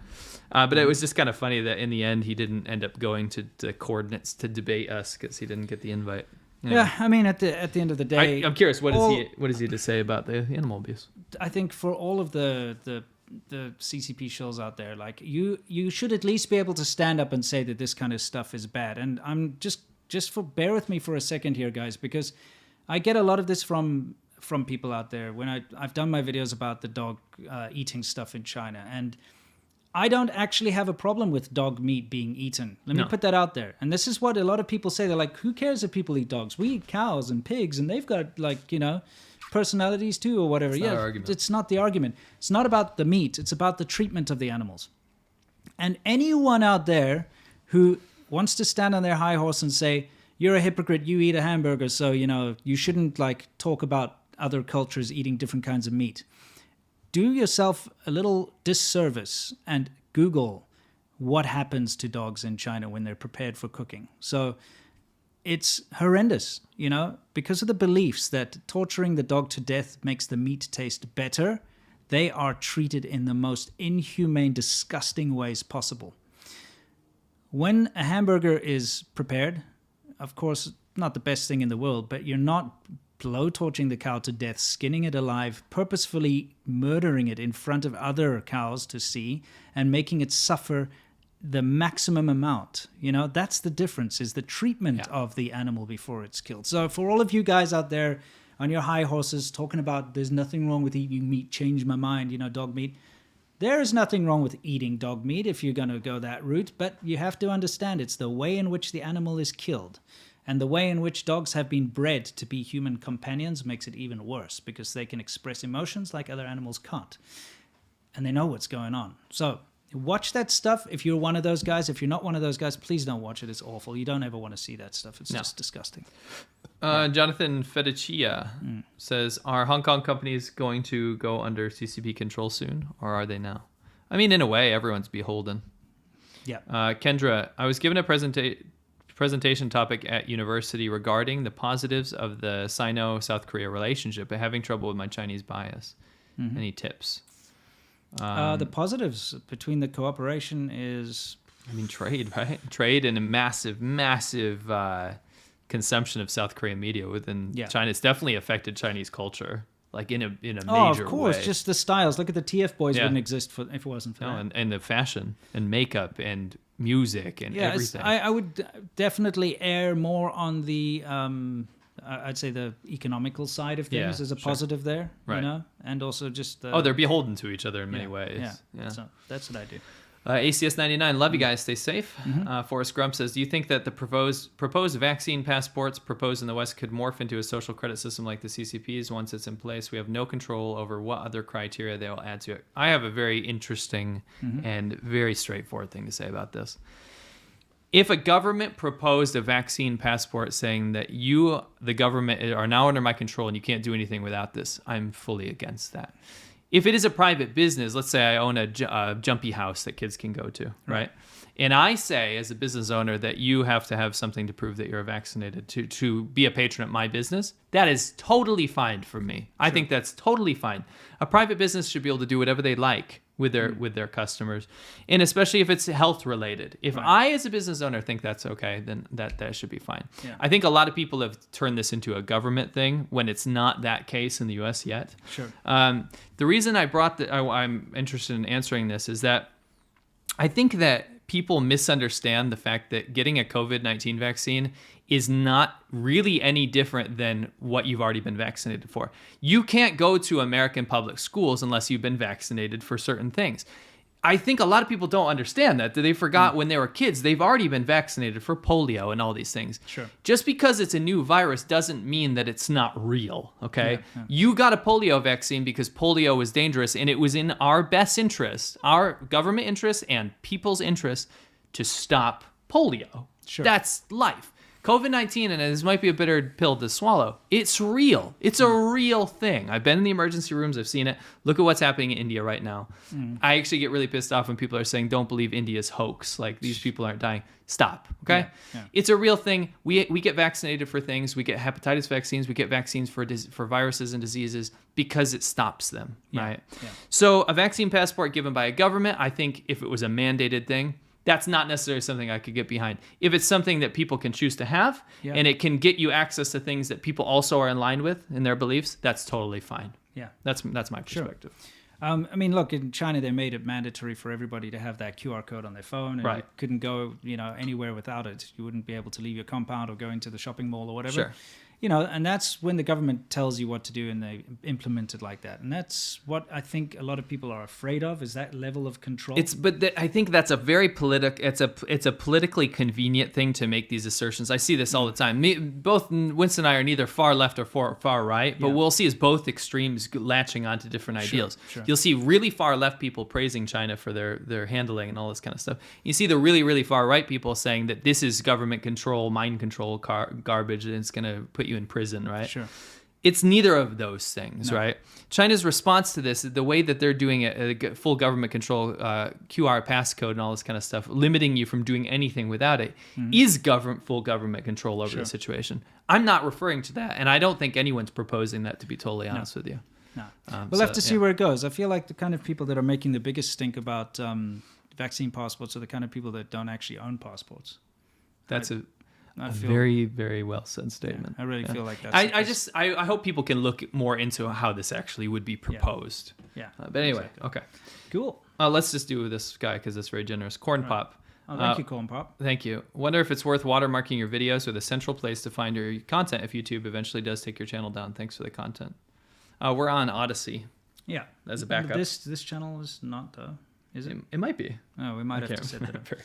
I can't remember. Yeah, we have a backup, and that is Odyssey. Yeah. And we'll let you know if we go down. I think we'll put links out there and stuff. Yeah. I don't see why we would. Oh, for sure. Yeah, for sure. Anyway, shall we move on? Yes, we are, everybody. We're going to move on to the Wumao corner, which, of course, is a very interesting one this week. I think we're going to have to bring up a screenshot. Can you grab a screenshot of the thing about my wife or whatever on the thing? Quickly. Wumao Corner, by the way, guys, is where Sorry, can you tell me what that is? What do you mean? The guy made a whole university thing about me. Oh, do you want to talk about that? Yeah, that's the Wumao Corner. We have other things in the Wumao Corner as well. Yeah, we're going to start out with the Wumao Corner and what Wumao Corner is all about hate, right? Yes. So, where do we have our other things for the Wumao Corner? Right there. And what, this one? Yeah. that was sent to us. The Wumao Corner is anything that people submit on the subreddit. Right. Right? So it's supposed to be, usually it's about hate. Of course, that's there, but Yeah. this has been going around. You can explain this. Yeah, okay. I'll find it. Hate directed usually towards us, but it's also just the 50 centers doing their job. And we thought it's very interesting for you to get an insight into what's going on, because as the government changes its directives, so do the Wumaos change their tactics. And so it's a very good way to keep a finger on the pulse of what's going on in China. So here we can see a lovely thing which has been posted on Weibo. You can see there's an icon proving that it was trending on Weibo. So you got to understand that to trend on Weibo, it's like trending on Twitter. It means it's incredibly popular. Everyone's sharing it. Everyone's thumbs upping it, loving it, that kind of stuff. So I'm going to read this to you, the English translation. And this is how it goes. A livable planet exists in the remote solar system. Local residents call it Earth. Its largest continent is called Eurasian. We live in its eastern part. Humans there regard us as gods. We are protecting this land. Every time when others try to invade this continent, we punish them. When Genghis Khan advanced eastwards, we cursed him and Mongolia Empire collapsed. During the Crusades, we cursed them and Black Death came. When the 8 powers invaded China, we cursed them and World War I broke out. In the Sino-Japanese War, we cursed them and the nuclear bombs destroyed Japan. When USSR invaded China, we cursed it and it collapsed. When Donald Trump publishes anti-China policies, we cursed him and the plague broke out. We live here and protect this sacred land. Nobody is allowed to harm it. We are the mysterious power in the East, and the real God is here. I like that the Chinese person who translated it left a little remark there saying, I felt really embarrassed when translating this shit. Yeah. Just kind of it's insane that was trending. Yeah, I mean that was trending around the Chinese internet. It's kind of telling. So from what I can take out of this is that this amazing godlike empire of China, whenever something happens, they don't do anything. They just curse someone, and then suddenly something else happens. It's just I don't know. Anyway, sometimes you got to put this kind of stuff out there for people to understand. But I was more like, I mean, everything can be refuted so easily. Yeah. Especially when Chinese history says that Genghis Khan was China's dynasty, the Yuan dynasty. Yeah. Never mind that China was completely overtaken by the Mongols. Right. But they just cursed him and he went away. But actually in doctrine, in canon, Chinese history, Mongolia, like that whole Mongolian empire, the Yuan dynasty was actually Chinese. That's a Chinese thing. Yeah. Yeah, so I actually didn't want to give this guy any more press, but I was surprised you brought it up. I just thought it was hilarious, guys. So in the Wumao Corner, this is somebody that it says here. It's a subreddit called Mark My Words. Yeah, okay. So mark my words, famous blogger SerpentZA will divorce famous YouTuber blogger Sasha Hu, my wife. He says, "Hi, I'm a third-year college student preparing an essay for my professor. As to why famous YouTube blogger and SerpentZA's wife figure will divorce famous YouTube video and video head Winston Sturzel SerpentZA." Okay, and then he links to, I think, my channel and stuff. Anyway, we're not going to go through the reasoning here behind it. The whole point is that somebody wrote an essay for their professor, their college professor, on why my wife is going to divorce me. How is that? What does that have to do with school? I don't What is this, know. people.com? What is this, TMZ? Yeah, I mean, I just thought it was kind of funny because, the Wumao Corner is all about hate and stuff, but the fact that people are so obsessed that they would write a term paper about me and my wife getting divorced, it would horrify this person so much to see how happy me and my wife are together. It would just... Because he also predicted that you would get murdered in China. I'd get murdered within a year in China, but that was like how many years ago? Three or 4 years ago. Yeah. Anyway, just thought that'd be a funny thing to throw out, the kind of nonsense and Wumao hate that we get. So, yeah, I mean, I just was like, your professor should be very disappointed in you as a student. I think putting that essay on your resume would be a bad mistake because it would prove that you're a very weird, obsessed stalker. You know what I mean? Yes. Don't do that as your university paper. Don't do that. All right, shall we do worldview? Yeah, okay. Let's get a couple of, just 2 or 3 okay, sure. and we'll hit worldview. Magnum Beef says, this absolutely breaks my heart. Can't understand how anyone could be so heartless to treat innocent dogs and cats that way. I don't understand. Yeah. And we do. In Chinese language, animal means dongwu. Dongwu means moving thing. Yeah, moving thing. So you have to understand that there's not a whole lot of sympathy, but yeah, there's new sympathy that's growing in China for dogs and cats. I feel like animal also is like animated something too. Animal probably means like moving thing too in like animal. Oh, you mean like, oh yeah. English. Probably does. I think it probably means the same, but it's a bit more literal in China. Well, in maybe Chinese not. when you see like dongwu. Yeah, dongwu. Yes, moving stuff. Yeah, moving stuff. Moving product or whatever, moving thing. But yeah, look. Go kill that moving thing. Here's the thing. People don't get this all mixed up. It's not about Chinese people, because if you look at Taiwan, for instance, they're probably the biggest animal lovers in the world. Oh, yeah. Okay? Oh, yeah. So it's not about a race or an ethnicity or anything like that. It's mainland China. There is no law to protect animals from cruelty. Sure. I mean, South Africa is ridiculous on that. Like, if you leave your dog out there chained in the sun or something, and in a bad situation, someone sees that, they report you to the SPCA, and you will go to jail, or you will go to court, or, you'll get a massive fine. Just like in every developed country around the world, there are pretty staunch animal cruelty laws. But in China, there are none. Zero. Sure. Okay, and that's something people have to understand. And when you don't have a law that's preventing people from doing something, they will do it. It's just like if you had no drunk driving law, no DUI law, everybody would drive drunk. I drive drunk. It's fun. I go not care. I go to the bar and get drunk. Someone's going to cut that out. Yeah, but I'm just saying we don't drive drunk. Fact, of course not. That's an irresponsible thing you do in your youth. And if you survive it, then you've made it into life. Okay. No, here's the thing though. Quite seriously. If there is no law against bad behavior, the bad eggs are going to just do it. Yeah. There's a reason laws are there. It's to deter people from doing abhorrent, terrible things. Right. There's laws against murder, because I tell you what, there are tons of people that I would rather not have around me, Right. But of course, I wouldn't even think about murdering them, because I know that's a bad thing to do. Right. And I go to jail, and there's laws against it. Right. You know what I mean? So laws are there for a reason. You have no laws against animal cruelty in China. It's definitely not helping the situation. So although there are many lovely, wonderful, honorable Chinese people that would never hurt an animal, there are millions of people who would gleefully and happily do so, and because they're protected by law to do so, they will do.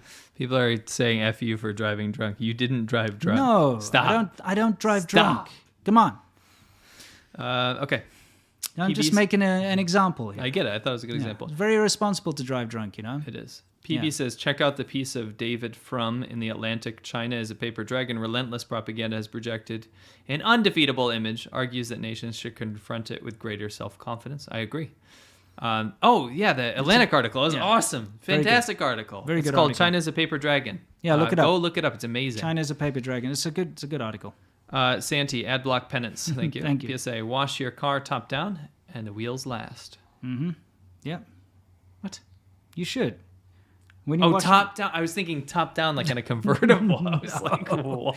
No. Use a 2-bucket system. Yes. Yeah. Craig Prescott, how do you go about making one of these pet sellers lose face? It's a difficult concept for Westerners. Could you give examples? Oh, we're talking about us doing it. So us pointing it out is making them lose face. Look, that's the whole thing. It's like if somebody's doing something bad, like if you just see somebody that's, I don't know, stealing grapes in the shopping... What are you, Aladdin? Like, no, it's eating grapes like in the supermarket. Sure.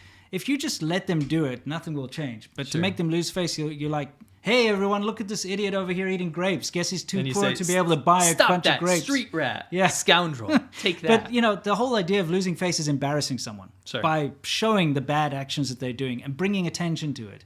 And that's the way to make them stop. Correct. I agree. That's what we meant. Yeah. Jay Boswell says, my Kenyan friend's cousin married a Chinese guy who took her back to Jiangxi.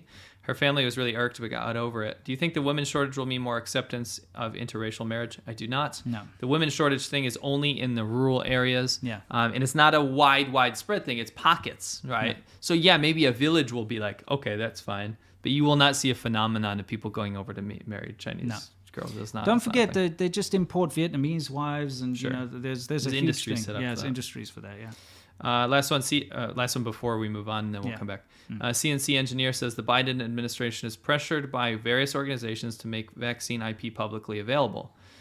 China is probably looking to get their hands on the missing piece to be able to wage biowarfare. Am I being paranoid? With China, it's never paranoid. You can never be paranoid You can never be paranoid enough. Yeah. I mean, look, it would certainly help because then they would have an Yeah. effective vaccine that they could produce Sure. and give to Chinese people. It's worrying. It's very worrying. It's something that everyone deserves to have. Yeah. But at the same time, in the hands of the Chinese government, it's also incredibly worrying to think about what they could build with that. Sure. If they really wanted to, think about what they could build with that. I mean, come on, dude. It's not hard for them to reverse engineer the vaccine. It actually is very hard. mRNA, yeah. It's very, Okay. very, very hard. I'll take it back then. yeah. Well, let's move on to our next segment, everyone, is Worldview, where we talk about everything in the world and usually with regards to China, which makes it quite similar to our other headline topics too. Anyway, we're talking about gaming. This young chap, this handsome young man over Yes. here, is a very well-known internet player. His name is, let me pull it up here real quick. He plays Overwatch, which, by the way, is a We lot used of to play fun. Overwatch, We used to yeah. play it when it first came out. Of course, old fogies like us, We can't hang. You try to play a game like that in the beginning. You're like, yeah, I'm actually doing We were pretty like, well. hell yeah. Give it a couple of weeks, and these young kids come in, and they just you can't stand It's up to embarrassing. them. Yeah, so you have to like divorce yourself from it and set up your own LAN Yeah. with your old fogey friends, and you That's can what we pretend did. you're good, like Yeah. fighting each we other. played like with me, and a couple other yeah, friends. And yeah, exactly. That's kept it inside. Say by Olby. Say by Olby. Yeah. Park Okay. is his last name. Mr. Wow, that's Park. a surprise! A Korean person with the surname of Park. What a surprise. Color me surprised. Yeah. Okay. No, I mean Yeah. that's one of the most common surnames. Just putting it out there. Yes. People are laughing because a lot of people know who he is. We Mm-hmm. Okay. apologize. Yes. We've done our research, but we don't follow streaming game Yeah. streamers that much. Anyway, this young man, he made a comment that he doesn't like to stream it on Chinese servers that much because he has to watch what he says. Yeah, he has to walk on eggshells, which is walk on true. eggshells, right. You So can he's- destroy your entire career there if you just say something that's common sense. Right. So a huge backlash happened, and of course, China started boycotting. A bunch of teams voted in China, very democratic. Chinese teams voted to boycott him, not play against him anymore. Yeah. Which is funny because the Chinese teams, like in particular, I believe one was from Shanghai, but most of the players on this Chinese team were Korean. Yeah. And there was like one Chinese guy. So they had to boycott their own countrymen. Yes. Now, the way it works is like just like sports. You have Japanese players on baseball teams in America, right? It's esports. You can play for Shanghai, but you're from a different country, right? Yeah. So they did this whole thing like, how dare you say that you have to censor yourself on Chinese streaming platforms? That's how sensitive they are. Now we're going to have to censor you. What babe? Yeah, let's Yeah. do the thing that you just spoke out about. Yeah. You babies. I know. It's Poor so sad. guy. This poor guy. Absolutely. It's terrible. Don't give up. My advice to him is don't give up. Don't let your company push you around. No. Seriously, you'll find someone that will take you. Unfortunately, guys, we've seen China basically censor entertainment all around the world, and we've seen it massively in Hollywood. We've talked about this in the past, so we're not going to continue on about it. But there is a maybe slightly more disturbing thing that's just come out. Riot Games, which was basically purchased outright by Tencent in 2011, I believe. Which is a Chinese company. Yeah, I used to work for Tencent. You know, they make QQ and stuff. I used to do their English corners. At some point, I set up where I used to go and train some of their like higher end guys, with technical stuff because I have an IT background, and they found out about that. So, some wonderful people. By the way, in China, I would say that Tencent is one of the most innovative and different kind of companies out there. Obviously, what they did was they modeled their entire thing on Google. So when you walk into the Tencent head offices and stuff, they've got like bean bags you can go sit on. They got coffee machines there. They got little pool tables. It's a shit copy of Google. It's not. Yeah, it's a bad copy, but compared to other Chinese companies, it was really good, and a lot of very smart people working there. That's the thing. Yeah, sure, but it's a nefarious company. I mean, yes, massively. I mean, look, it's tough for me because I made a lot of friends there. Oh, that's fine. Okay, really, but the people working there are the brightest of the brightest. Sure. They hire the best of the Right. best. It is China's best tech company, and Right. the biggest tech company. I mean, they also have, for instance, in that head office, one floor dedicated to reverse engineering other popular software. You know what they Like- also have a floor of? What? Party officials. Yeah, I know. I'm joking, go ahead. Whatever. But the thing is, I would speak to them, and some of the guys that I used to, hang out with and stuff, and, it was beyond just work. I'd go out and have hot pot with everyone and all that. So, like karaoke. I knew a lot of people. They're really nice people. But they told me outright that, they'll take whatever is doing well in the West. So Twitter, for instance, and then they'll sit there and specifically reverse engineer it. Then they make a local version of it, a 10-cent version of whatever it is. They'll tweak it for the Chinese audience a bit, make it a bit more China-centric. And then they kind of lobby the government to block Twitter or whatever it is so that they have a captive audience. It's what they do, It's pretty funny. I mean, it's very predictable. The reason I said it's nefarious, though, is, you can say whatever you want. I know you have friends there. I get there's good people there. It's whatever, of course. There's good people in the Chinese Communist Party as well. Sure, maybe. There is. Yeah, no, I'm kidding. My point is sarcasm. Yeah, their international intentions are because of the CCP, and it's bad. Yeah. It is bad. Tencent, when they get into companies, they censor things and they shut things down on behalf of the Chinese government. They have party officials inside their company. That's the problem. Is it's beyond their control. Yeah. Every big company in China has to be beholden to the CCP. They have to follow directives from the CCP. Right. There's no way around that. Right. It's an unfortunate situation. So as nice as the company and the people are that are there, unfortunately they've got these puppet masters of the CCP telling them what they can and can't do. And if they try to step out of line, they are the ones that get into trouble. And you have to understand, they try to license all these games and stuff, and then the Chinese government's like, hang on a second, no, you can't, because, they bring out some law, and it hits Tencent really bad. So then they have to, behave on this, the side of the government. So all I'm trying to say is that you can't 100% point blame at the company. You have to point blame at the system. And that every Chinese company, and that's why people who want to go out there and try to defend Huawei and stuff, you can't. And I can't defend Tencent because at the end of the day, they are just an arm of the Chinese government, really. They were a very successful entrepreneurial company that grew very big in China by stealing other tech. The QQ, the biggest thing that they made was a copy of ICQ. Right. And they called it OICQ in the beginning, Oriental ICQ. And then it became QQ, which is that little penguin thing, which is just an instant messenger. And it went from there. And then WeChat, WeChat, everyone knows WeChat. I was actually part of the beta testing of WeChat. I'm one of the first people to ever use it because my friends in Tencent got me into the beta program just to try it out. The app that they copied, Line. Yeah, exactly. What I'm saying is they've been pretty good, but let's get back to the whole thing. They own Riot Games. Yes. Okay. They've been buying up a lot of companies. Yeah, they pretty much own Riot Games. And Riot Games has some big names like League of Legends and Valorant. Other stuff.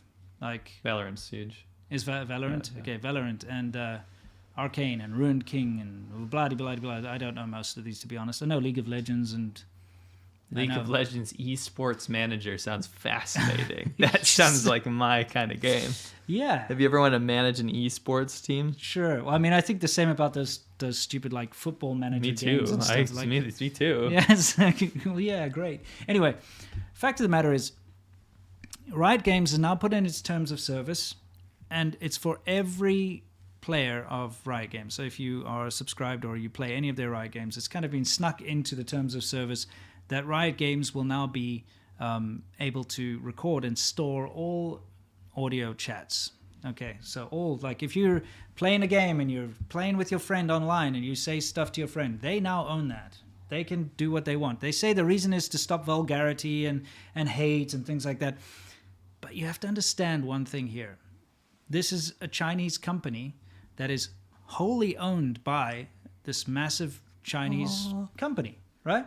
And it's beholden to the CCP, and it's got CCP officials in there and all that kind of stuff.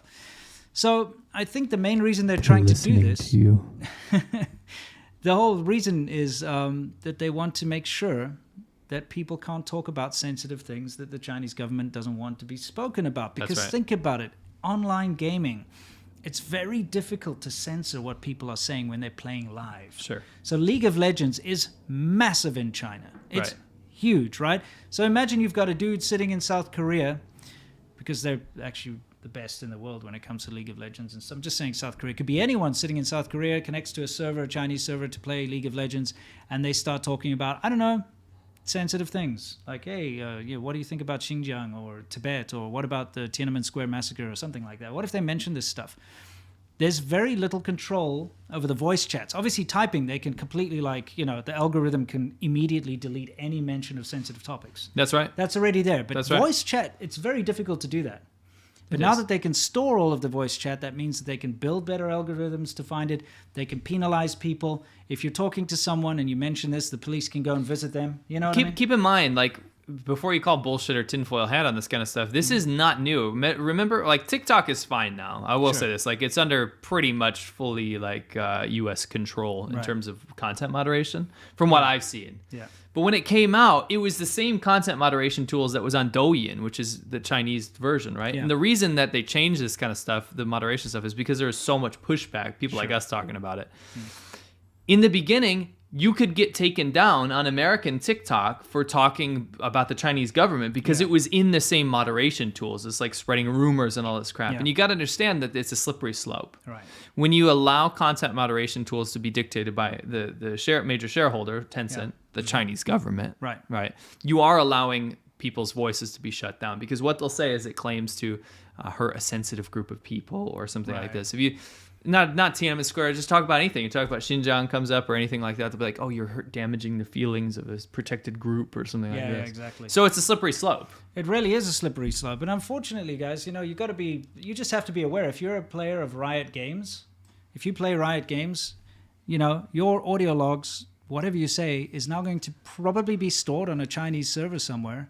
And it could possibly get your friend who you're talking to in trouble, or yourself. You just have to bear that in mind. It's an unfortunate set of events here. So do you want to explain this last little this little clip to us? It says, 人人都讲普通话. It says, 百亿盛开文明化, which means if you want to be civilized. Yeah, civilized for sure. You must speak Mandarin Chinese. And this is in Chong. Baiyun is... Baiyu is like the old traditional name for Chongqing. Right. So basically it's saying like they don't want people to speak Chongqing dialect or Sichuan dialect. They want people to speak Mandarin Chinese, standard Mandarin. Yeah. And so you'll see signs up all over China like this. I used to say this in my universities when I used to teach there. But the thing is, like, China's going on this bullshit campaign about how they're protecting culture and language. You'll see this. You watch the shills go up to these areas and they'll be like, we're protecting, look at, everyone's allowed to speak their local dialect and all this kind of stuff. It's bullshit. Look at what they're doing. I mean, these signs are everywhere all over China. They don't want people to speak local dialects. They want people to homogenize, and they don't want local cultures to be celebrated. Right. But what they do is they get rid of local culture in China, but then to the West, they say, we protect local culture. We celebrate. Look at our dances. Look at all this kind of stuff. You know how that works. Yeah, absolutely. Just want to point that out. These are everywhere. Local dialects is something that the Chinese government has been, they don't care if people speak a local dialect, but what they care about is that people must speak Mandarin. They must be able to speak Mandarin. Well, they do actually care. They do care people speaking local dialect because they're trying to get rid of it. It's a way for people to have...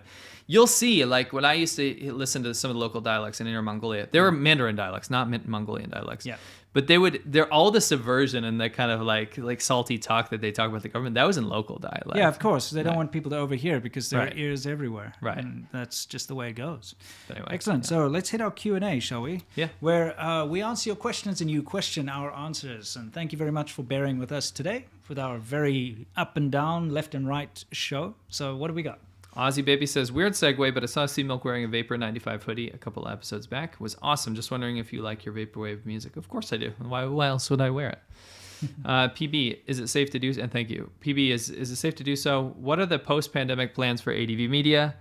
Continuing Motorcycle Diaries, expanding into something like Vice. We'll keep the podcast going. Absolutely, keeping the podcast going. We'll do some more traveling. We'll do India and Japan. We've got India, Japan, South Korea is on the list of that's our top list of things. Motorcycle Diaries, the stuff we're doing now is really working out, though. We're really enjoying making those. Yeah, we've got another good one coming up for you on Monday again. Exa, thank you for continuing to talk about dogs and critters. You betcha. Yep. It's a tough subject. I don't like to talk about it. People don't want to hear about it, but No. You got to say it, though. Yeah, you have to. You know, if people don't know about this, if they're not aware about what's going on, no change will ever happen. No. You know? Torres says, I wish best to both of you and your families. Mm-hmm. Thank you very much. Shout out to our families. Where... Oh, crap, sorry. There it is. Magnum Beef, the Weibo post reads like some kind of creepy, weeby incantation to the Gary Stu protagonist of some second-rate anime show. Yeah. Which Weibo? Oh, yeah. Yeah. Case Closed 93 says, Matt, are you voting for Caitlyn Jenner as California governor? I don't know yet. I actually don't know anything about her platform at all. Isn't she that trans? Yeah, yeah. Oh, okay. Yeah. Oh, yeah, she's running, right? Well, used to run a lot, I guess. I wonder, like, yeah. Oh, I get it. I mean, You know. running for governor. What do you think about Long March 5B and this Chinese space program? I'd say feed your own citizens and stop lying about poverty alleviation and then spend the money on them before you do this face bad. I was talking to my wife about this. We were like, why is China doing all this space program crap when they haven't sorted out their own country yet? This isn't the 1960s. It's very simple. They just want to catch up with the big boys and say, we can do it too. Right. But meanwhile, accepting aid for poverty from around the world and then building rockets and sending them into space. I say to all countries that are sending aid into China, question that. Why do they have a space program? Right. Why are you sending aid to help the poverty in China if they've got so much money to spend on this massive space Right. I mean, program? and send aid to charities on the ground in China helping Chinese people. Absolutely. But not as a nation giving to another government. Yeah. The Chinese government does not deserve aid. No. It's running out there blustering with its big weapons, thing, and it's all its military and all its space race bullshit. And you think, why is it that they claim that they're still a developing nation and they get massive tax cuts and massive breaks with trade on the World Trade Organization and stuff? They're like, oh, look at us, we're so poor. We need all these breaks. We're just a developing country. Meanwhile, look at us, we're the most amazing new superpower. We've got brilliant space stations. We sent a thing to the moon and to Mars, and we've got this massive big military, and we're building all these islands, and we're great, and we're better than everyone else. Oh, but we're so poor. Please give us a tax break. Don't charge us those tariffs. We're such a poor little developing. Shut the fuck up. Right. Forrest Grump. Yeah. Sorry, Yeah. you can No, I'm say done. more. I'm done. We got a bit of a rant. I like your rants. Yeah. I think they're great. Very It pisses refreshing. me off. I'm sorry, but It is ridiculous. I mean, grow up. What are you doing? Yeah. Pay attention at least. I mean, like the UK sending 71 What are you million pounds in aid to China, like a year ago or whatever, and you're like, dude. They don't need that aid if they're sending rockets into space. What are you doing? The UK could use that money. Right. You know what I mean? But it goes to aid, Yeah. which literally doesn't go to the poor people. It goes doesn't to the help China's the space poor program. people. It goes into the space program. More like space program. yeah, Am exactly. I right? Yeah, China's there you go. space program. Space program. Yeah, there we go. Forrest Grump sounds very grumpy here. Yep. App name. Cheap shot about my passport status, Winston. It's not really cheap if it's true, though. Yeah.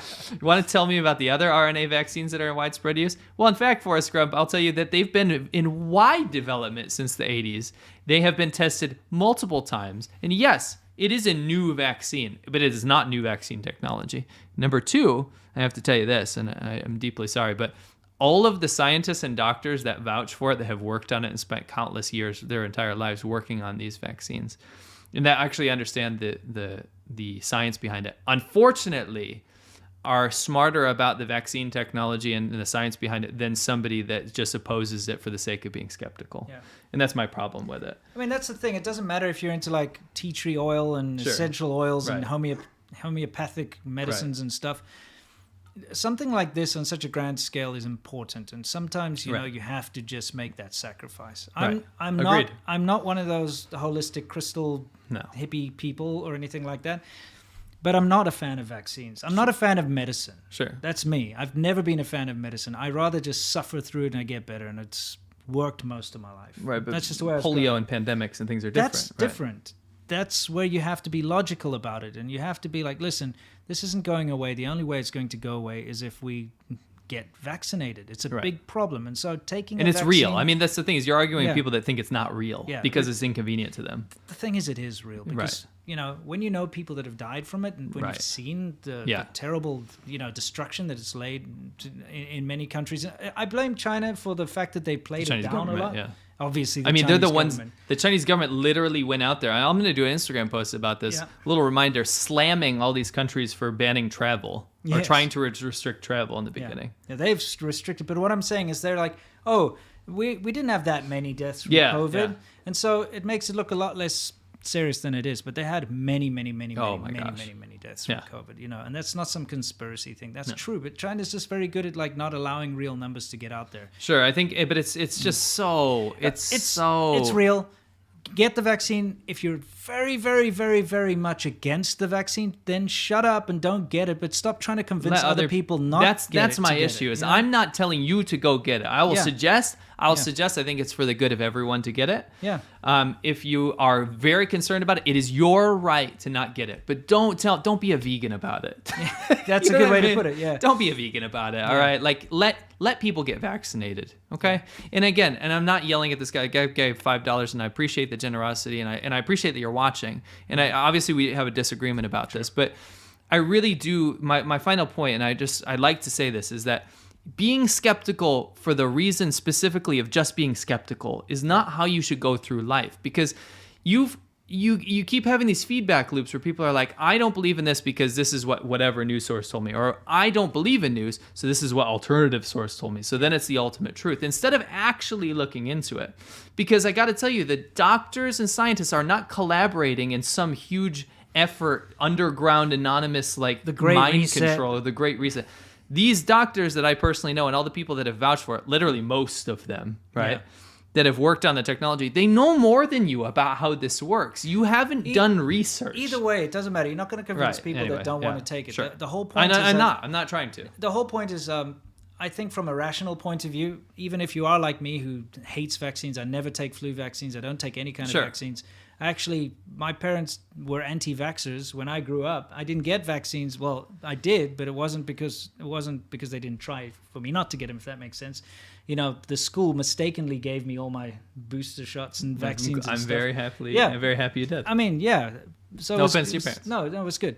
But, you know, people have different reasons for all of this. But we are all working together here, and this is an important one. So if you're in a position to get a vaccine, I suggest you do. Yeah. You don't have to. But at the same time, please Stop being militant about it. trying to prevent others from doing it. Because Right. just be selfish about it at that point. Sure. Think about it. If someone else has a vaccine, they're not going to get the virus. Right. And they're not going to pass it on to you. So There you go. think about it from a selfish Helps you point of out. view. Helps you Yeah. out. So- Right? That's a good way to look at it. I like that. PB says, wow, Chinston is moving up in the world. He's become the subject of academic inquiry now. Dude, I mean, like, seriously. By the way, you know there was that dedicated hate website Yeah, it's to me? gone. It's gone. It's gone. It was the most ridiculous thing ever. And we were going to talk about it at some point because it's just so outlandish. It was comedic how bad it was. So bad. But, yeah, But people, like a lot of our detractors were using it as citable It's sources. citable sources. Oh my gosh. My favorite was the thing where they said that I endorse napalm attacks against Asian countries. yes. So I was like, wait, what? I endorse napalm attacks against... So I read the article, and, you know, I made that video about, like... Bathrooms. It was actually from the China they don't want you to see. And I Hmm. showed some of those terrible truck stop bathrooms that you get in China. And somebody in the comments wrote, those bathrooms need to be napalmed. Right, not the people, the bathroom. Like bathroom. The toilet. You know those disgusting... The shit toilet. That's what you say when you see Right. something so disgusting. I love the comment. So because I loved the comment that said those bathrooms need to be napalmed, they made this big article on this website. They showed like dying Vietnamese Yeah, they people showed that in the famous war. picture of the naked napalm girl running, and Yeah. they're like, SerpentZA, Winston Sturzel endorses napalm attacks against Asian countries. And then they showed that comment that I'd liked. I was like, that's a real stretch. Okay. But that was the basis of this website. Like every article had a thread like that. It was something like it was just comedic, but I didn't want to bring attention to it because Of course. I didn't want them to feel like they were doing anything. But it's gone. Worthwhile. It got It's gone shut down. now. We didn't do anything. No, it just got shut down. So there we go. Maybe they just lost interest because they realized that they were so ridiculous. I mean, it was so dumb. Yeah, I mean, I just love that logical leap. Anyway, It was fantastic. Yeah.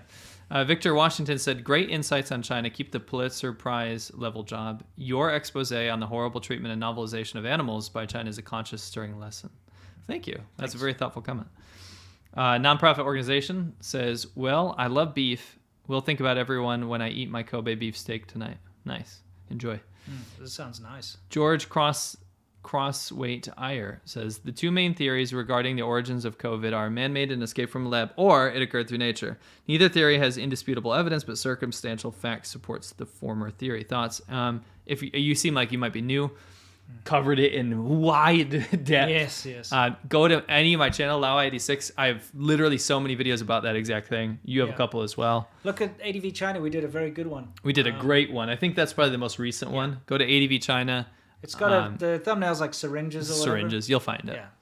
but you'll definitely find your info there. Yeah. Lucas Linder, I feel like it's impossible to help any of the millions of the CCP within its grasp. Has within its grasp. Sorry. I hope people like you getting information out may help a little bit.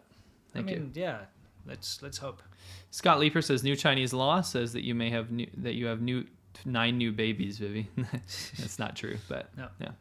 Adam Fromke, love you guys. Thanks for all the excellent content. Been watching since 2014. Do you think, by the way, that the Chinese government is going to seriously incentivize having more children? I absolutely do. Probably you get a free house or too little, massive too late. tax. It is too late now. But remember, that's what Chinese Mao population Zedong did. That Yeah. he was paying peasants to have children. You have to understand the communist government paid people to have children because they wanted like a meat grinder. Yeah, they wanted to have numbers. Yeah. And then they incentivized them to have the one-child policy and then abortions because it got out of control. Out of control. Like, it's just like killing all the sparrows. It's a stupid idea to start with, Yeah, but my point is that China will do that too little too late. China's population's already peaked, by the way. It can't recover now. It has peaked. Well, so many of the older people that people are worried about, a lot of them have died of COVID. Right. So Very maybe true. It's not that bad. Yeah, we don't know the numbers behind that. No, you know what I mean? Like, Sure. if you're looking at that kind of graph, because the whole point of an aging population is you need young people to support the elderly. Yes.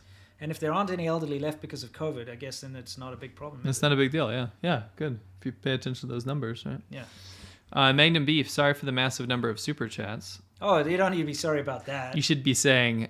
Yeah, we should say sorry for taking so long to do this, and we very much love the super chats.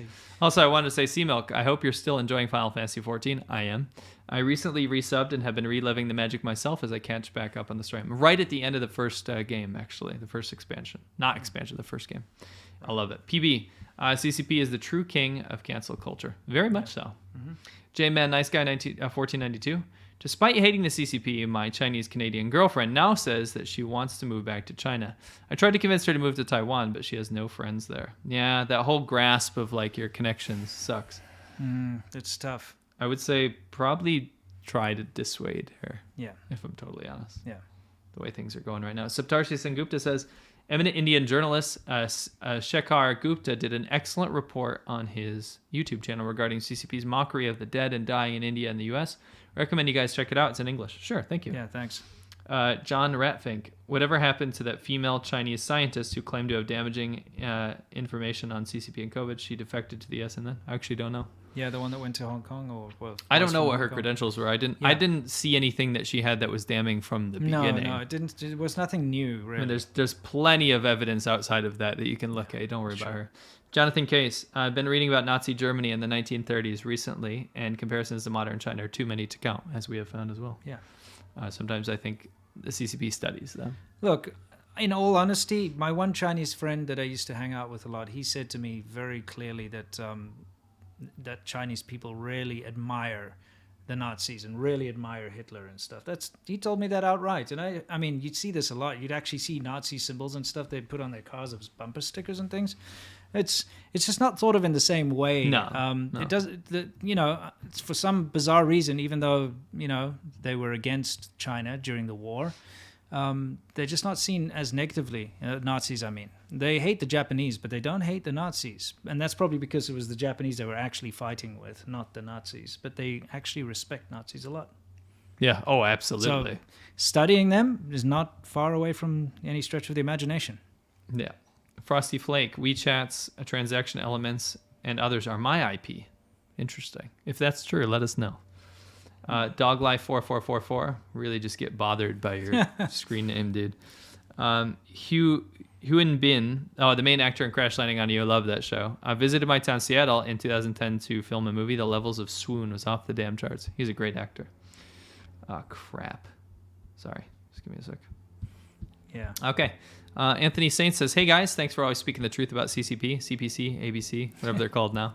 Yeah, now it's like racist to call them the CCP. Yeah, we mentioned that You last guys time. made that up, okay? You copied the Soviet Chinese Union. Communist Party, yeah. Right, but now it's the... They took the CCCP and just cut off one C. Yeah, cut off the C. Mm-hmm. I took it. That's why I'm C-Milk. Yeah, there we are. Now you guys always ask me where my name comes from. I took one of the C's. Yep, that's from it. the Soviet Union. Roids X381, give me just one generation of youth and I'll transform the whole world. Vladimir Lenin, the younger generations are becoming addicted to these types of games. Okay. I don't know what games has to do with that. I like the quote though. That is apt. Feliz Cinco de Mayo. May the 4th be with you, and also with you. The chances of China invading Taiwan is like the chances of North Korea invading South Korea with similar results and repercussions, right? Kind of. I just put out a video about that. Yeah. Go watch my Laowhy86 video. I released it a few hours ago. It's a very good video. It's doing very well. I think everyone should go take a look if you haven't already. Thank you. Yeah. Flums. That's actually true about what Riot is doing. They sent out an email explaining everyone the new terms of service, why me and my friends uninstalled League of Legends. Interesting. Yeah. That's very apt. Thank you. I mean, you can't just roll over when a company puts something like that out. I mean, that's how you introduce change, is when they try to force something like that on you, you just say no.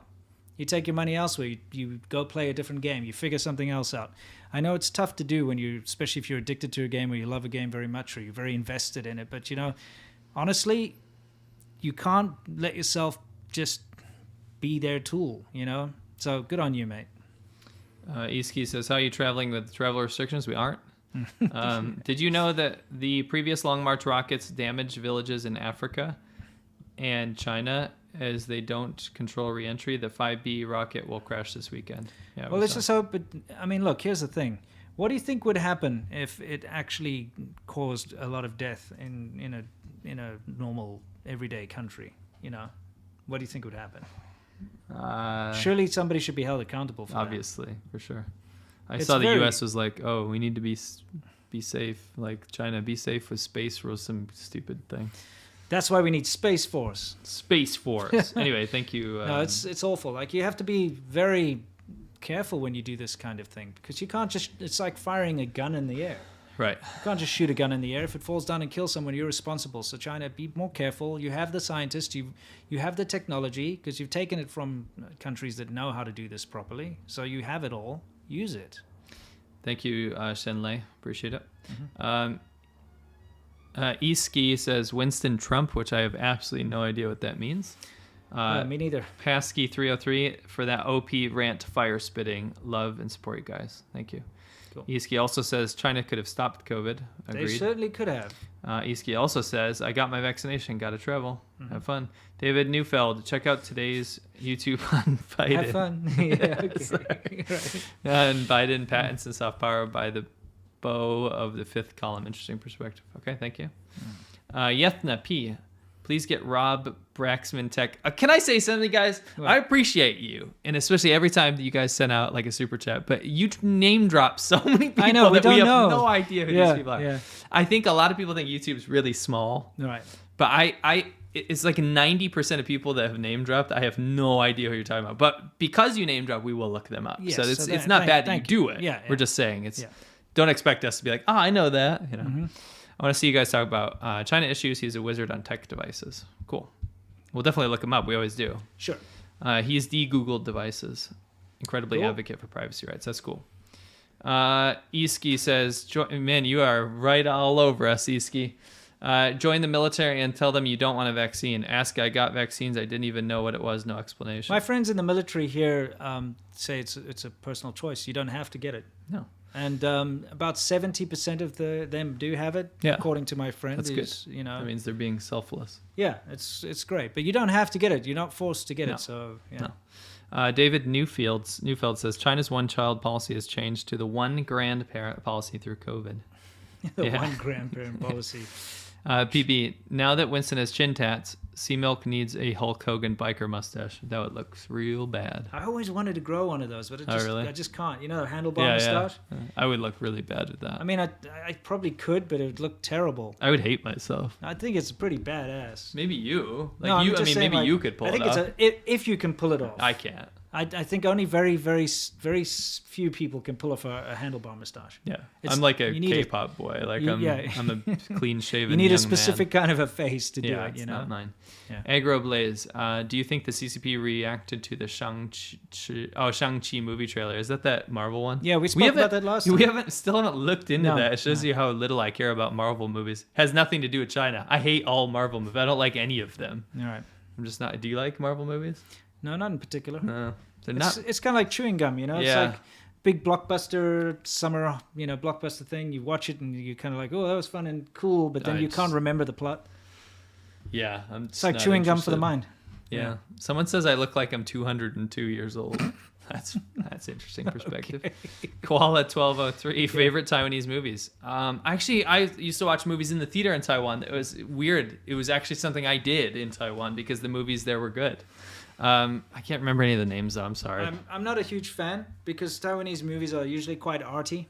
They are. You know, they are. But I had a fun time going with my Taiwanese friends. Sure. And, you know. I mean, they're nice and well shot, but it's usually, dude, like there was this one, dude, this is one about this. My wife was watching, it's about a dog, like a golden retriever. Of course, and, it's about a dog. No, but the whole thing was like, you know, this girl gets this dog, and this family, they get this dog, and they kind of fall in love with it, part of the family, and then the woman gets this great job opportunity to go work overseas for like a big corporation or something, and so she doesn't want to leave the dog, but then she decides she's going to do it and leaves the dog with her husband, and then the dog gets cancer and then she like quits her high profile job to go like live out the rest of the dog's days with the dog, and it's like, oh man, I couldn't handle it. That is the last movie I would ever watch. I'd still watch it over like Nomadland or whatever, but you know the thing is like, dude, really?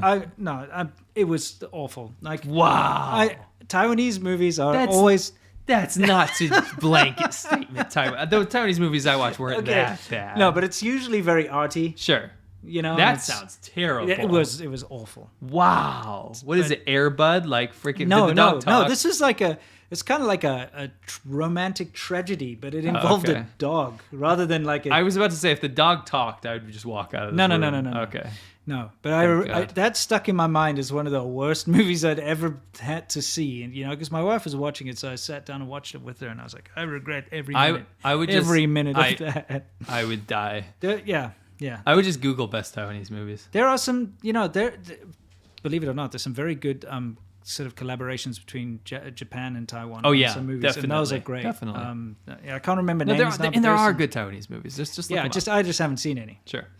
PB, do parents change date of birth if their children are born on 4/4? Probably. Actually, you know what? They induce early birth. Oh, they do. That's how you get around They'll it. get a C-section rather than let the child. 4 means death in Chinese, so it's unlucky. Yeah, we're superstitious about 4. That's one thing that that China like rubbed off on us a little bit. Yeah, exactly. Because the number 4 keeps turning up everywhere. I hate it. Yeah, exactly. Iski says, you skipped my super chat saying Winston sounding like Trump on his rampage. Actually didn't. I literally read that. I literally used my open mouth to read Winston Trump. Yeah, but I didn't understand what it meant because he didn't write it. Yeah. Anyway, thank you. In hot water. China. Wasn't an entire Chinese town consumed in an explosion during a failed launch? I'm not sure. Look, every space program is going to have its issues in its infancy. And it's not like China's not capable of doing it because, like I said, they have taken tried and true technology from the Soviets and from America, and they've just implemented it, and put their own spin on it. But, hey, what can you do? They're going to have failures. Everything in its infancy has failures. But unfortunately, because of the Chabador nature of how the Chinese government does things, a lot of checks and balances that should be in place just aren't. And that's why you have these situations like what's happening now with the Long March 5B. Yeah. Anyway. Right. Sorry. What are you? I was just vetting something. Okay. Someone linked it looks like a 4chan post. Okay. And it says, why does Sasha have a pro CCB post? But it doesn't come up with anything, so it's gone. Yeah, it's nonsense. I think you're trolling Pazzarelliolia. Iski says, had both shots, no side effects. Good, thank you. Cool. Mayor Beck B, how easily do you think the U.S. and Europe could restrict China if they actually work together? Very well. Very, very well. So get your asses in gear. Sure, and again, it's not about trying to restrict anything. It's about like leveling the playing field a little bit and stopping the bad actions of the CCP, Like, that's that simple. Don't let them get away with this nonsense that they're pulling all the time, like genocide and human rights atrocities. Sure. For instance, just off the top of my head. Right. Scott Cook says, last super chat and dad joke for a while, gonna be broke for a bit. A bathtub is the opposite of a boat.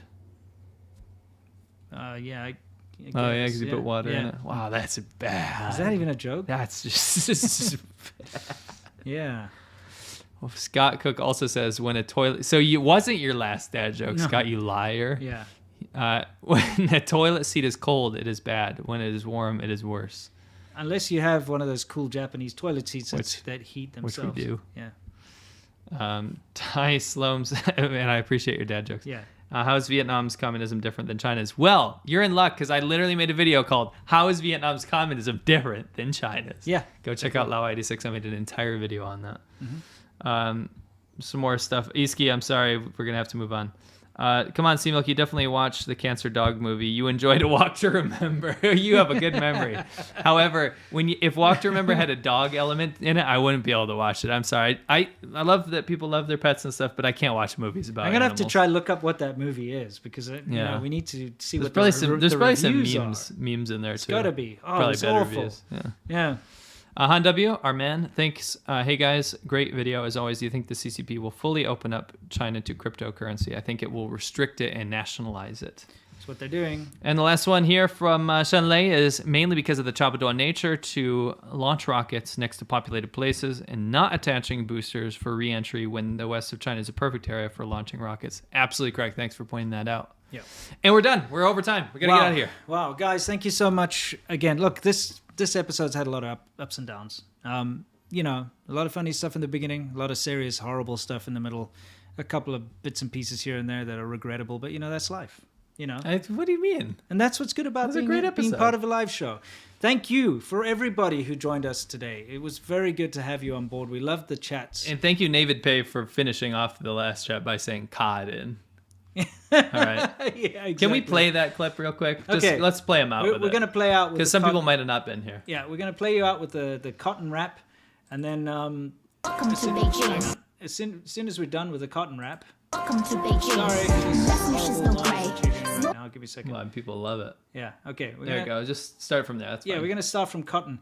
We're going to play you out, and we'll see you guys next week. You know the drill, as always. Stay awesome. Here we go.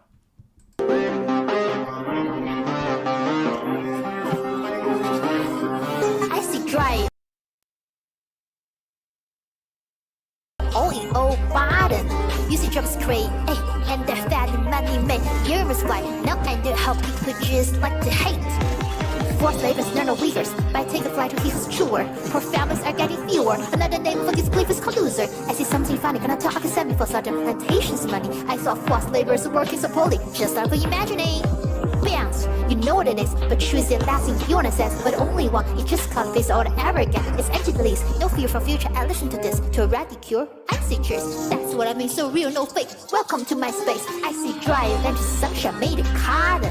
This workless school, people oh Biden. You see jobs create, and that fat money made. You're right, now I know I shouldn't hear how people hate.